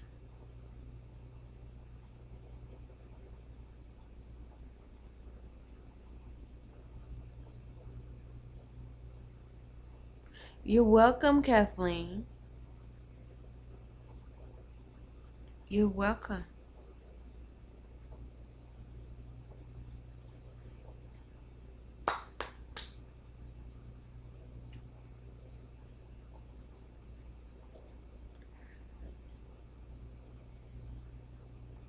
Okay? Anything at all that you want to discuss?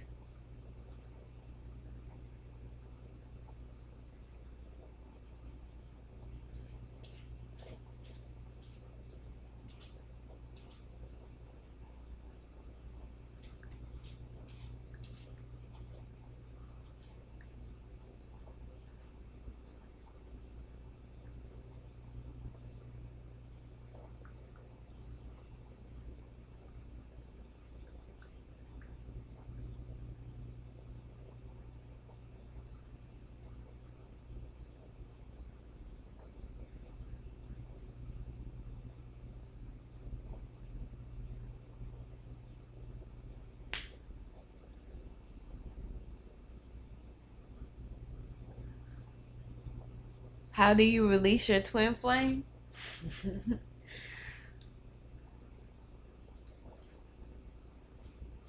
That's going to require some praying,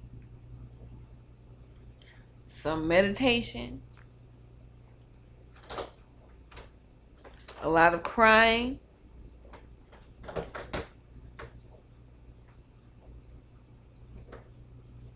and some honesty.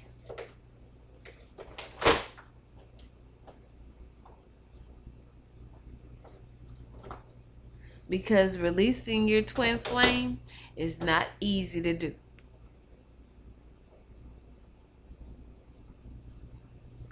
Because there are things about your twin flame that mirror what's going on inside of you. Okay? So you're going to have to look at yourself. Look at those things about yourself that you don't like. Okay? Realize what it was about you that made you attract this person. Be really, really, really, really honest about that.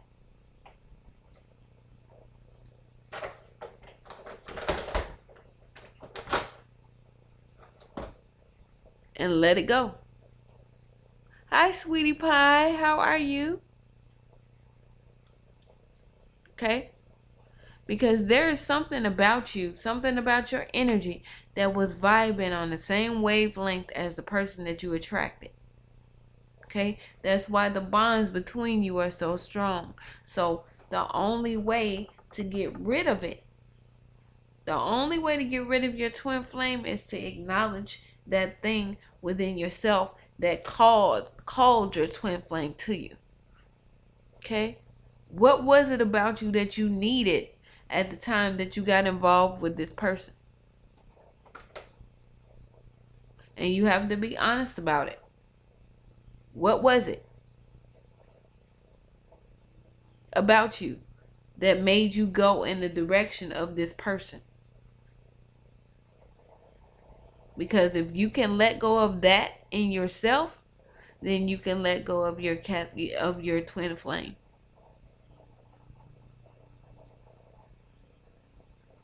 Okay? He thinks of money all the time. What is it about him that you like? What is it about him that attracted you?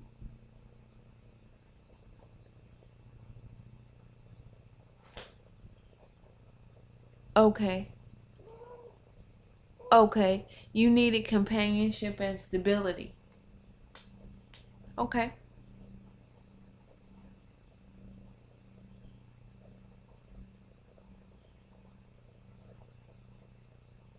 Okay. Was that a need or was it a want?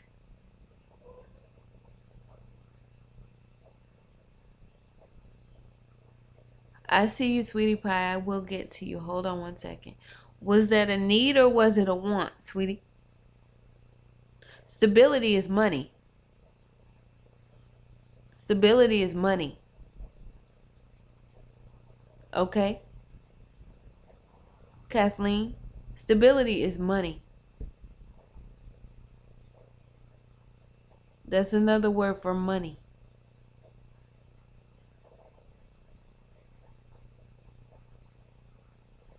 Okay? Okay. But do you see how that works?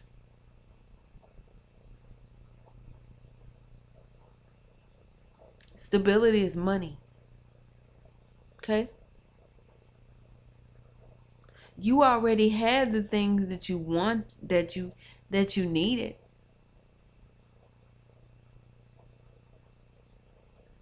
But you wanted stability.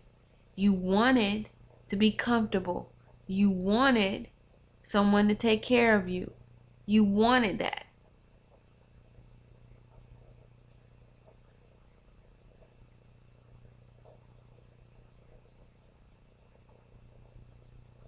But to a man, stability means money.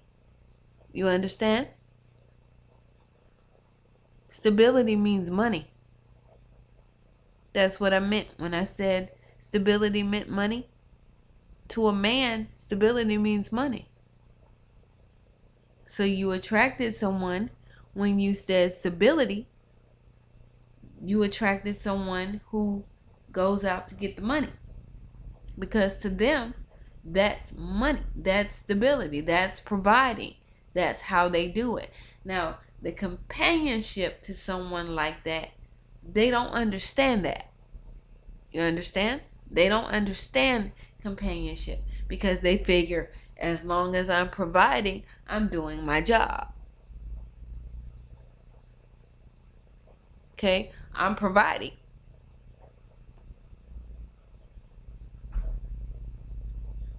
Okay?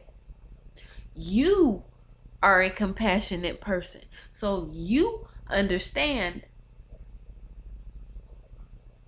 compassion. He did not understand compassion. Look, you are a compassionate person. He is not. He doesn't understand that. You guys vibed because you're self-sufficient. You saw something in him, that sufficiency, that drive to succeed, that success, that attracted you. Okay? What repelled you was the fact that he did not understand companionship and respect and reciprocity and emotional accountability. Okay? He had no emotional accountability. He had no emotional integrity. That's what your lesson was. Your lesson was, this is what a person looks like when they're void of emotional integrity. You were attracted to his drive towards success. You were repelled by his lack of emotional integrity. You see? And that's what ended up burning your relationship down. His lack of emotional integrity. Now, when you say you want stability, you will not pair that with companionship because you realize that stability is something that you already have. Companionship is something that is totally different. So you realize, you see that? You don't say, I want stability. You already have stability. You don't need that.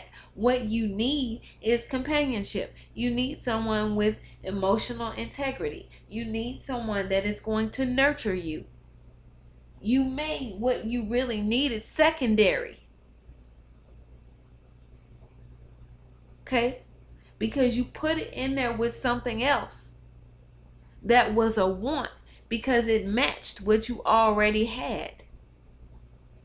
That was his end.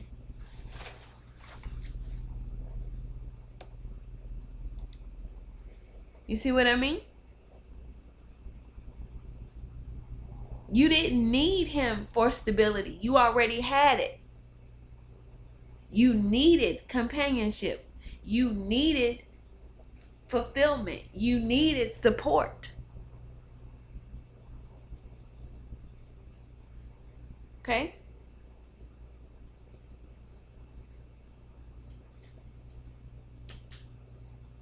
You have to ask for what you really want. And then when you get something, see what you did was you settled. You settled. You saw one aspect, the aspect that most vibe with you, and ran with that. You didn't check to see if all the other stuff that you needed was there. Because we see the one aspect that we vibe with, that's the twin flame part. We're both driven. We both want to succeed. We both want to be stable. We're both this. Okay, what's missing?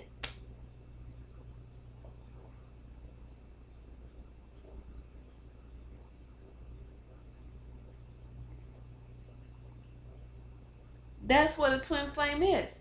It's a settlement. You settle. Because you see something in him that matches something that you have. So you figure, okay, since these two things match, all the rest of it will fall into place. No, it won't. No, it won't.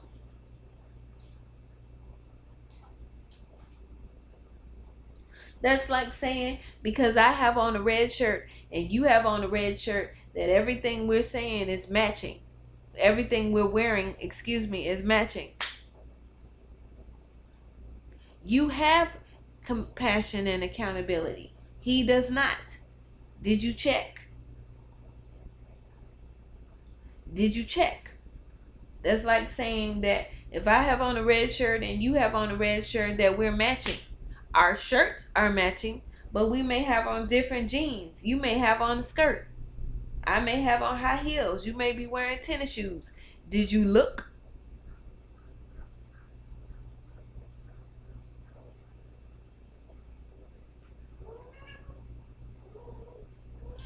No, we don't look. We see that one thing that matches and we run with it.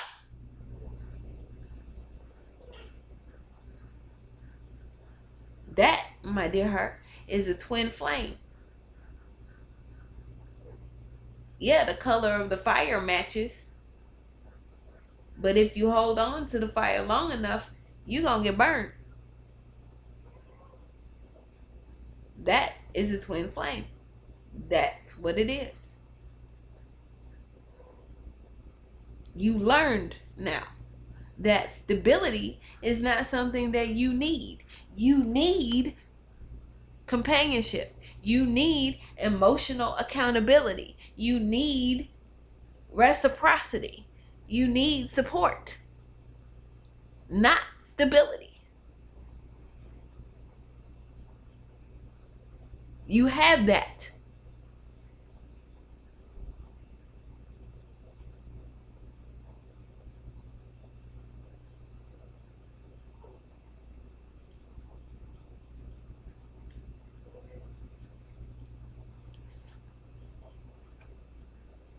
You see?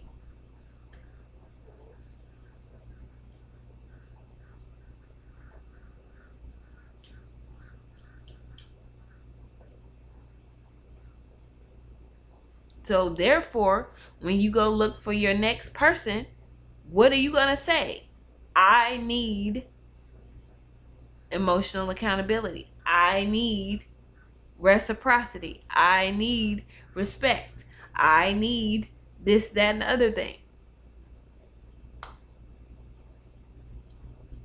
See?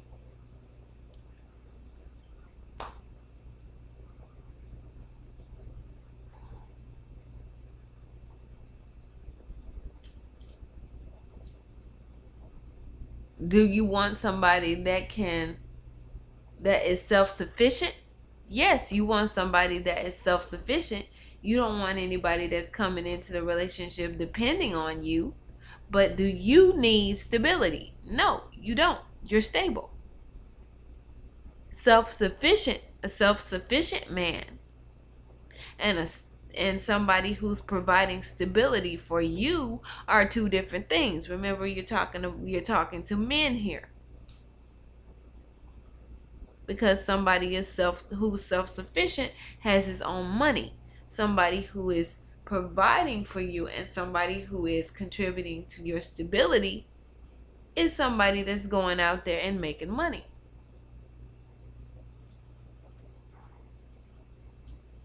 Mm-hmm.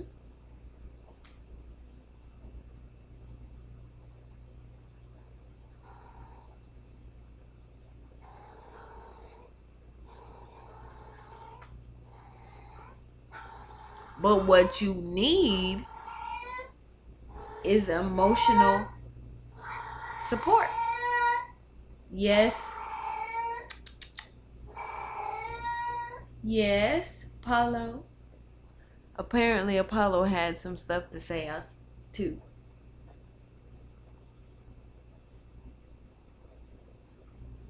You want to join into the discussion? I think he wanted in on the discussion.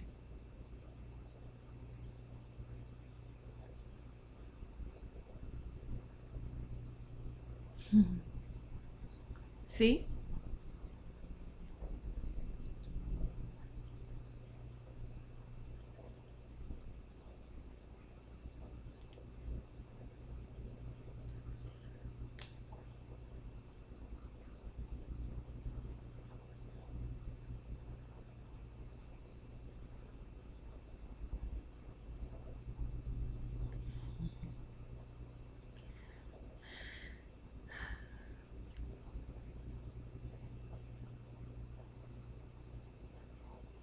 Okay, I understand.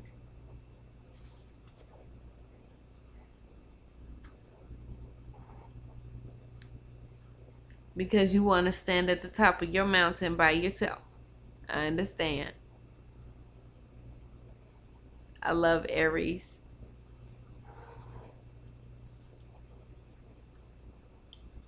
I'm a Pisces and you guys always keep me in check.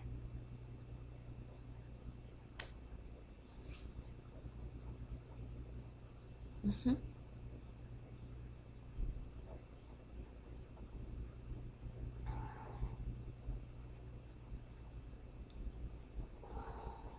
I understand. Sweetie Pie. I'm going to get Sweetie Pie's message. Sweetie Pie, are you still here?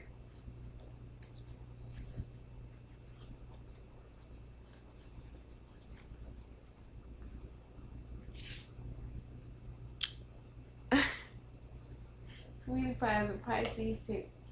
All right, Sweetie Pie, let's get your message, hon. Yes.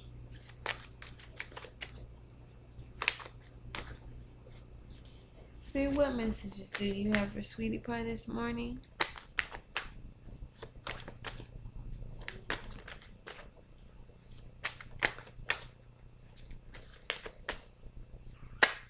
What does Sweetie Pie need to know?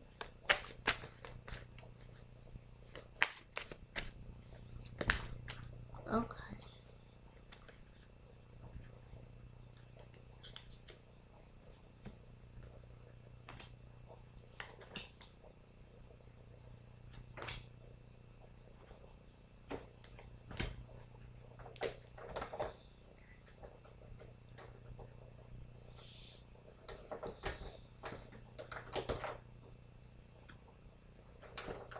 Sweetie Pie, do you have children?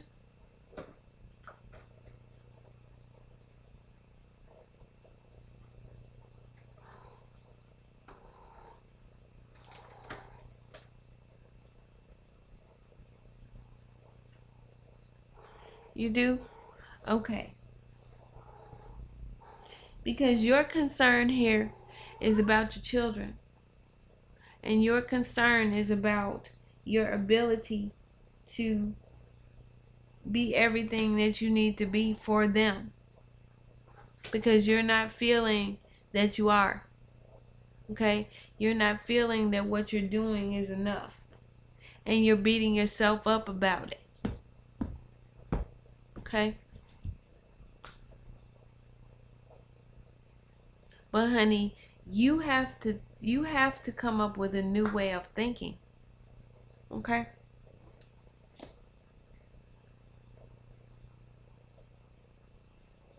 You have to come up with a new way of thinking, honey. Because you are what they need. Even though they don't need you as much. Okay? You are still what they need.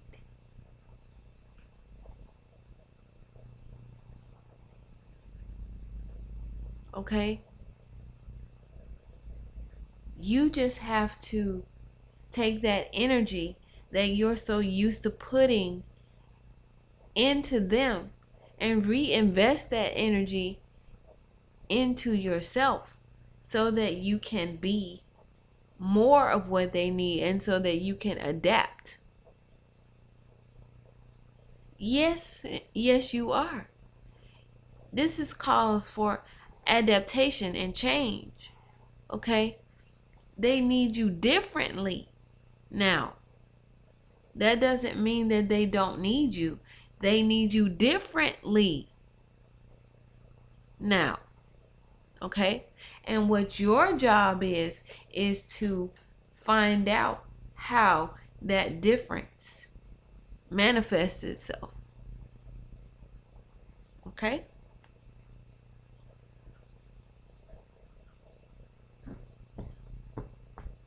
You're not looking at yourself as part of the whole picture.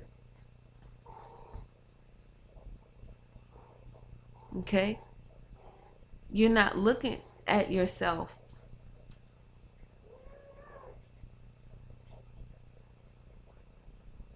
Uh-huh.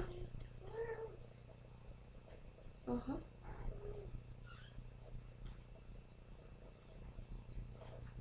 I know it's hard. It is. Hi, my diva. Any guidance for me for your love life? Diva, are you in a relationship right now?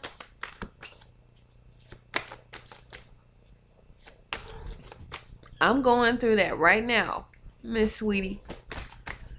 Okay? Because all my kids are getting older too.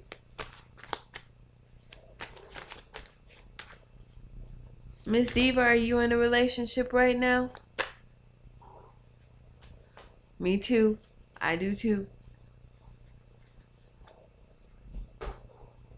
You're welcome, Miss Sweetie Pie.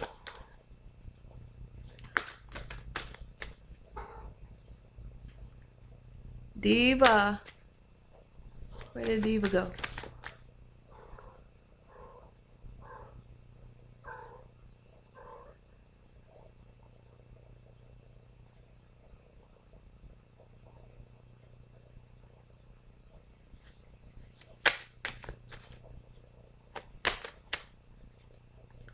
I'm just gonna wait till she comes back.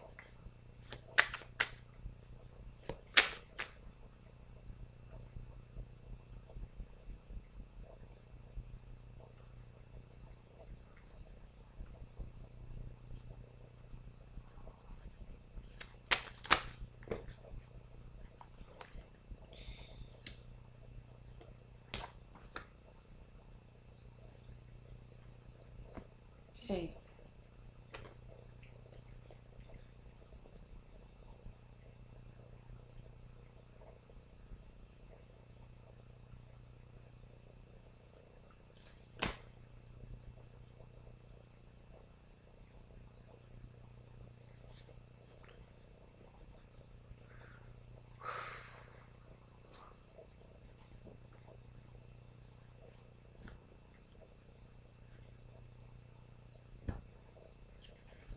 Let's see. Sweetie Pie. Love for Sweetie Pie.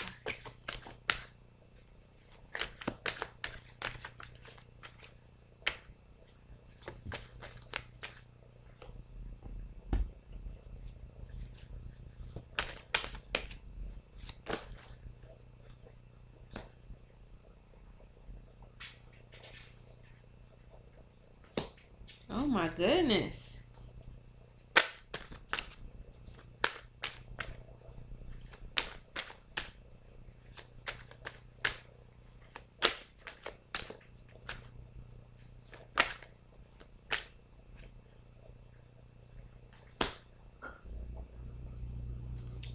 Miss Sweetie Pie,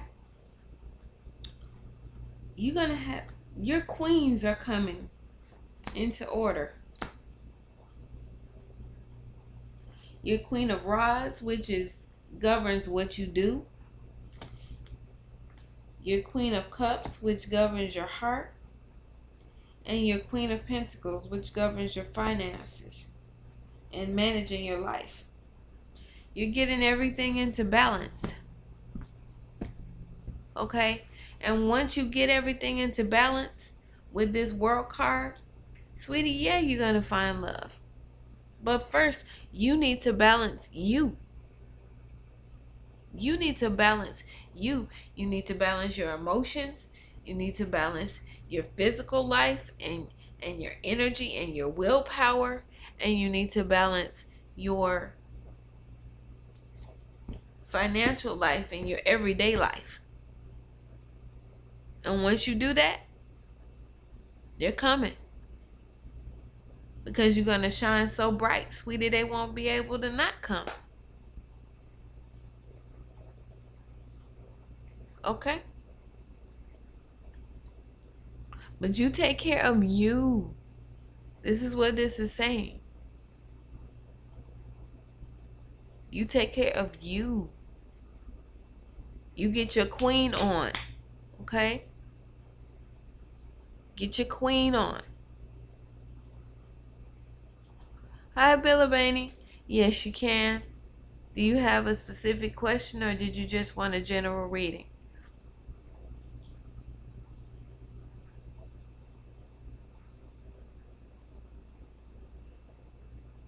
You're welcome.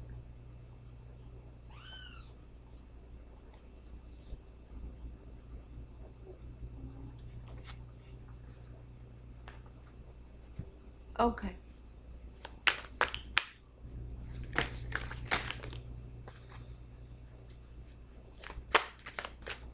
You're welcome.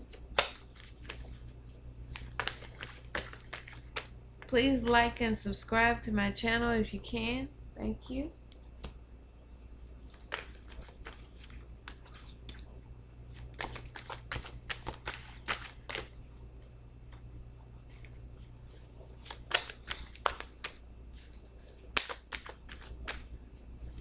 You're welcome.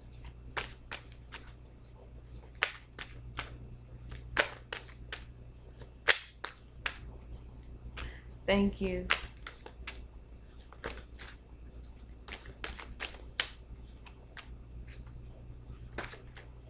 Okay.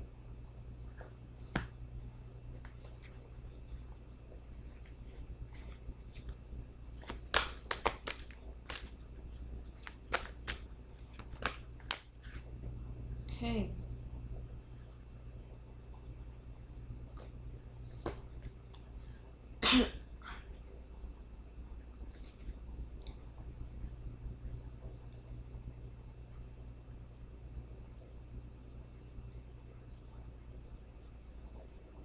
But the bunny, there looks like there's a relationship here that you haven't let go of, or something that is um, breaking your heart that you haven't let go of yet.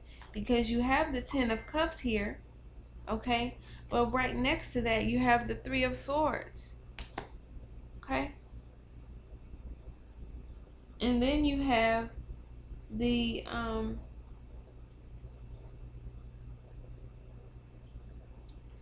King of Rods,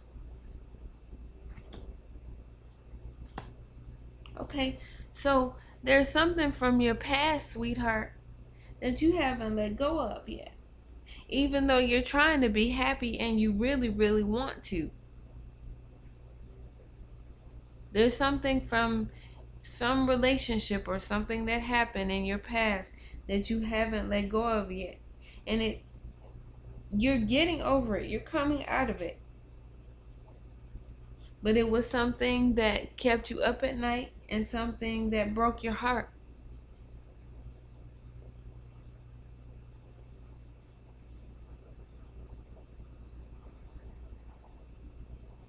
Okay? But you're coming out of it. You're recovering.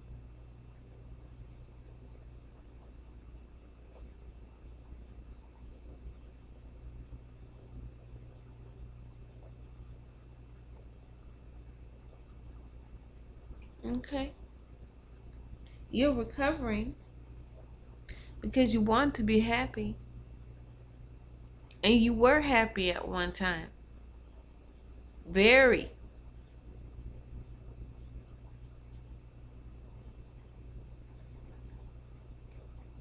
Okay?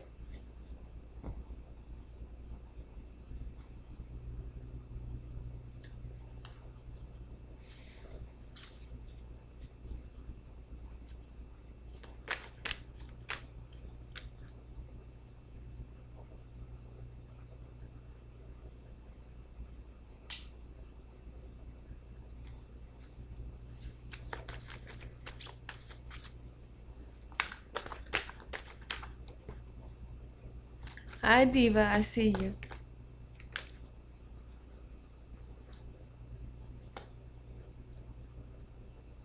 Sweetie, Bella Bunny, in order to recover from what you are getting over, you're going to just have to make up your mind that regardless of what happens, you're moving forward mentally. Okay? You have to let go mentally of whatever you're holding on to that's taking so much energy from you. Okay? You have to let go. Leave the past in the past. My diva, I got you. Hold on. Okay? Because there's nothing you can do about it. Even though it hurts and it's painful, you can't change it. Hold on 1 minute.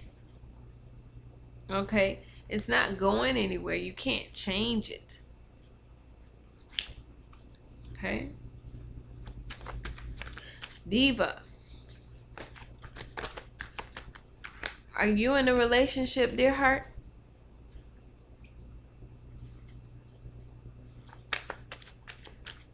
I need to know if you're in a relationship, Diva. Okay?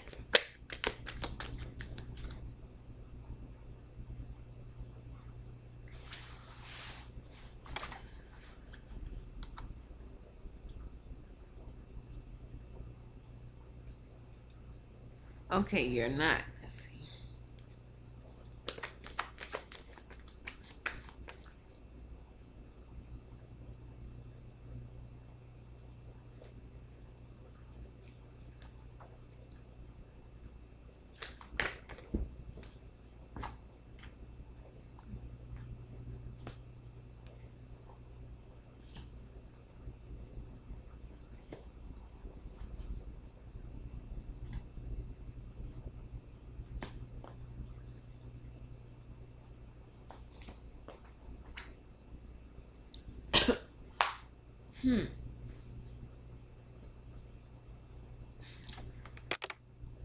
Okay. For you, sweetheart, it looks like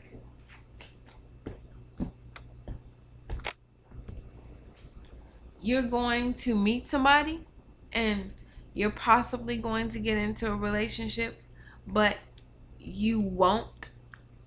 You'll get into a relationship, but it won't stay because you realize that it's not the relationship for you. Okay. That's probably what happened because that's what I was looking at. You got into a relationship, but it didn't stay. You realized that wasn't the relationship for you. And you saved yourself from a whole lot of heartache because you got the devil reversed. Okay? You saved yourself. You dodged a bullet with that one. Okay?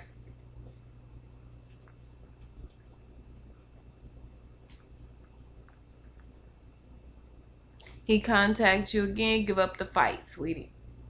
Don't hold on to that. Okay? Let that one go. Okay? Because you dodging a bullet with that one. Alrighty? You're dodging a bullet, sweetie. Because you have the devil reversed. There's no decision to be made here. Because your Two of Swords is also reversed. You know what to do. No. This is about the old one. Get him out of your life. Clear that smoke out. Okay? Give yourself time to heal before you want to be with somebody else. It's too soon. Don't do that. Because you're going to make the same mistake over again.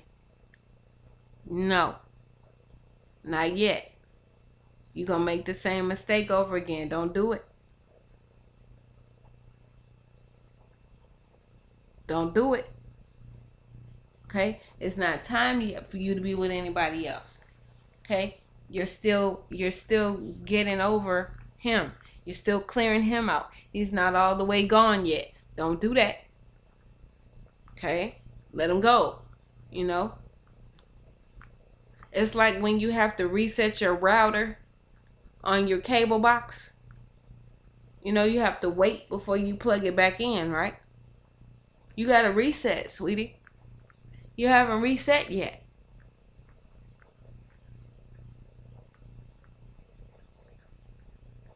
Okay? You did a good thing. You got rid of one. Don't get another one in there yet. Not until you're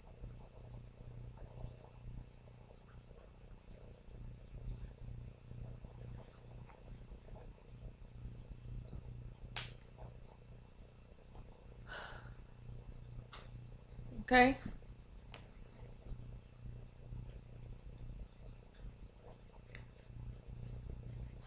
Well, you guys, thank you so much for being with me this morning. I am going to hold on one second. Put up a link for you. Okay? This is where you can reach me on Facebook if you want to book a reading. There's also information about my personal readings in the description. Because you're in my live, you can get your readings for $15 for 30 minutes. That's a personal reading with me. You can find me on Facebook on at blessedabundanceoracle on Facebook.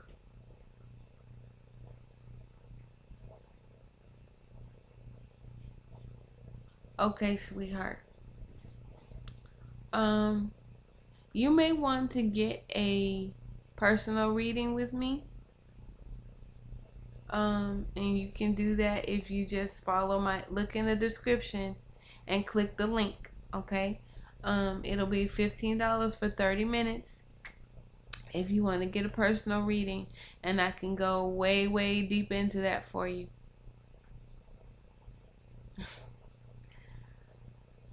Sweetie, it's coming. But you got to let yourself heal from the person that you just got rid of. It's coming. Okay? Don't be so anxious, because you don't want to get yourself involved with somebody that's not good for you simply because you need to get married. Okay? You don't want to do that. You don't want to put yourself in that kind of a bind, because the person that you're married to, you're stuck with them. Okay? I know that society pushes you to get married and all this, that, and the other, but what you need to be careful of is if you're marrying the right person. Anybody can get married, okay? But are you marrying the right person? Okay?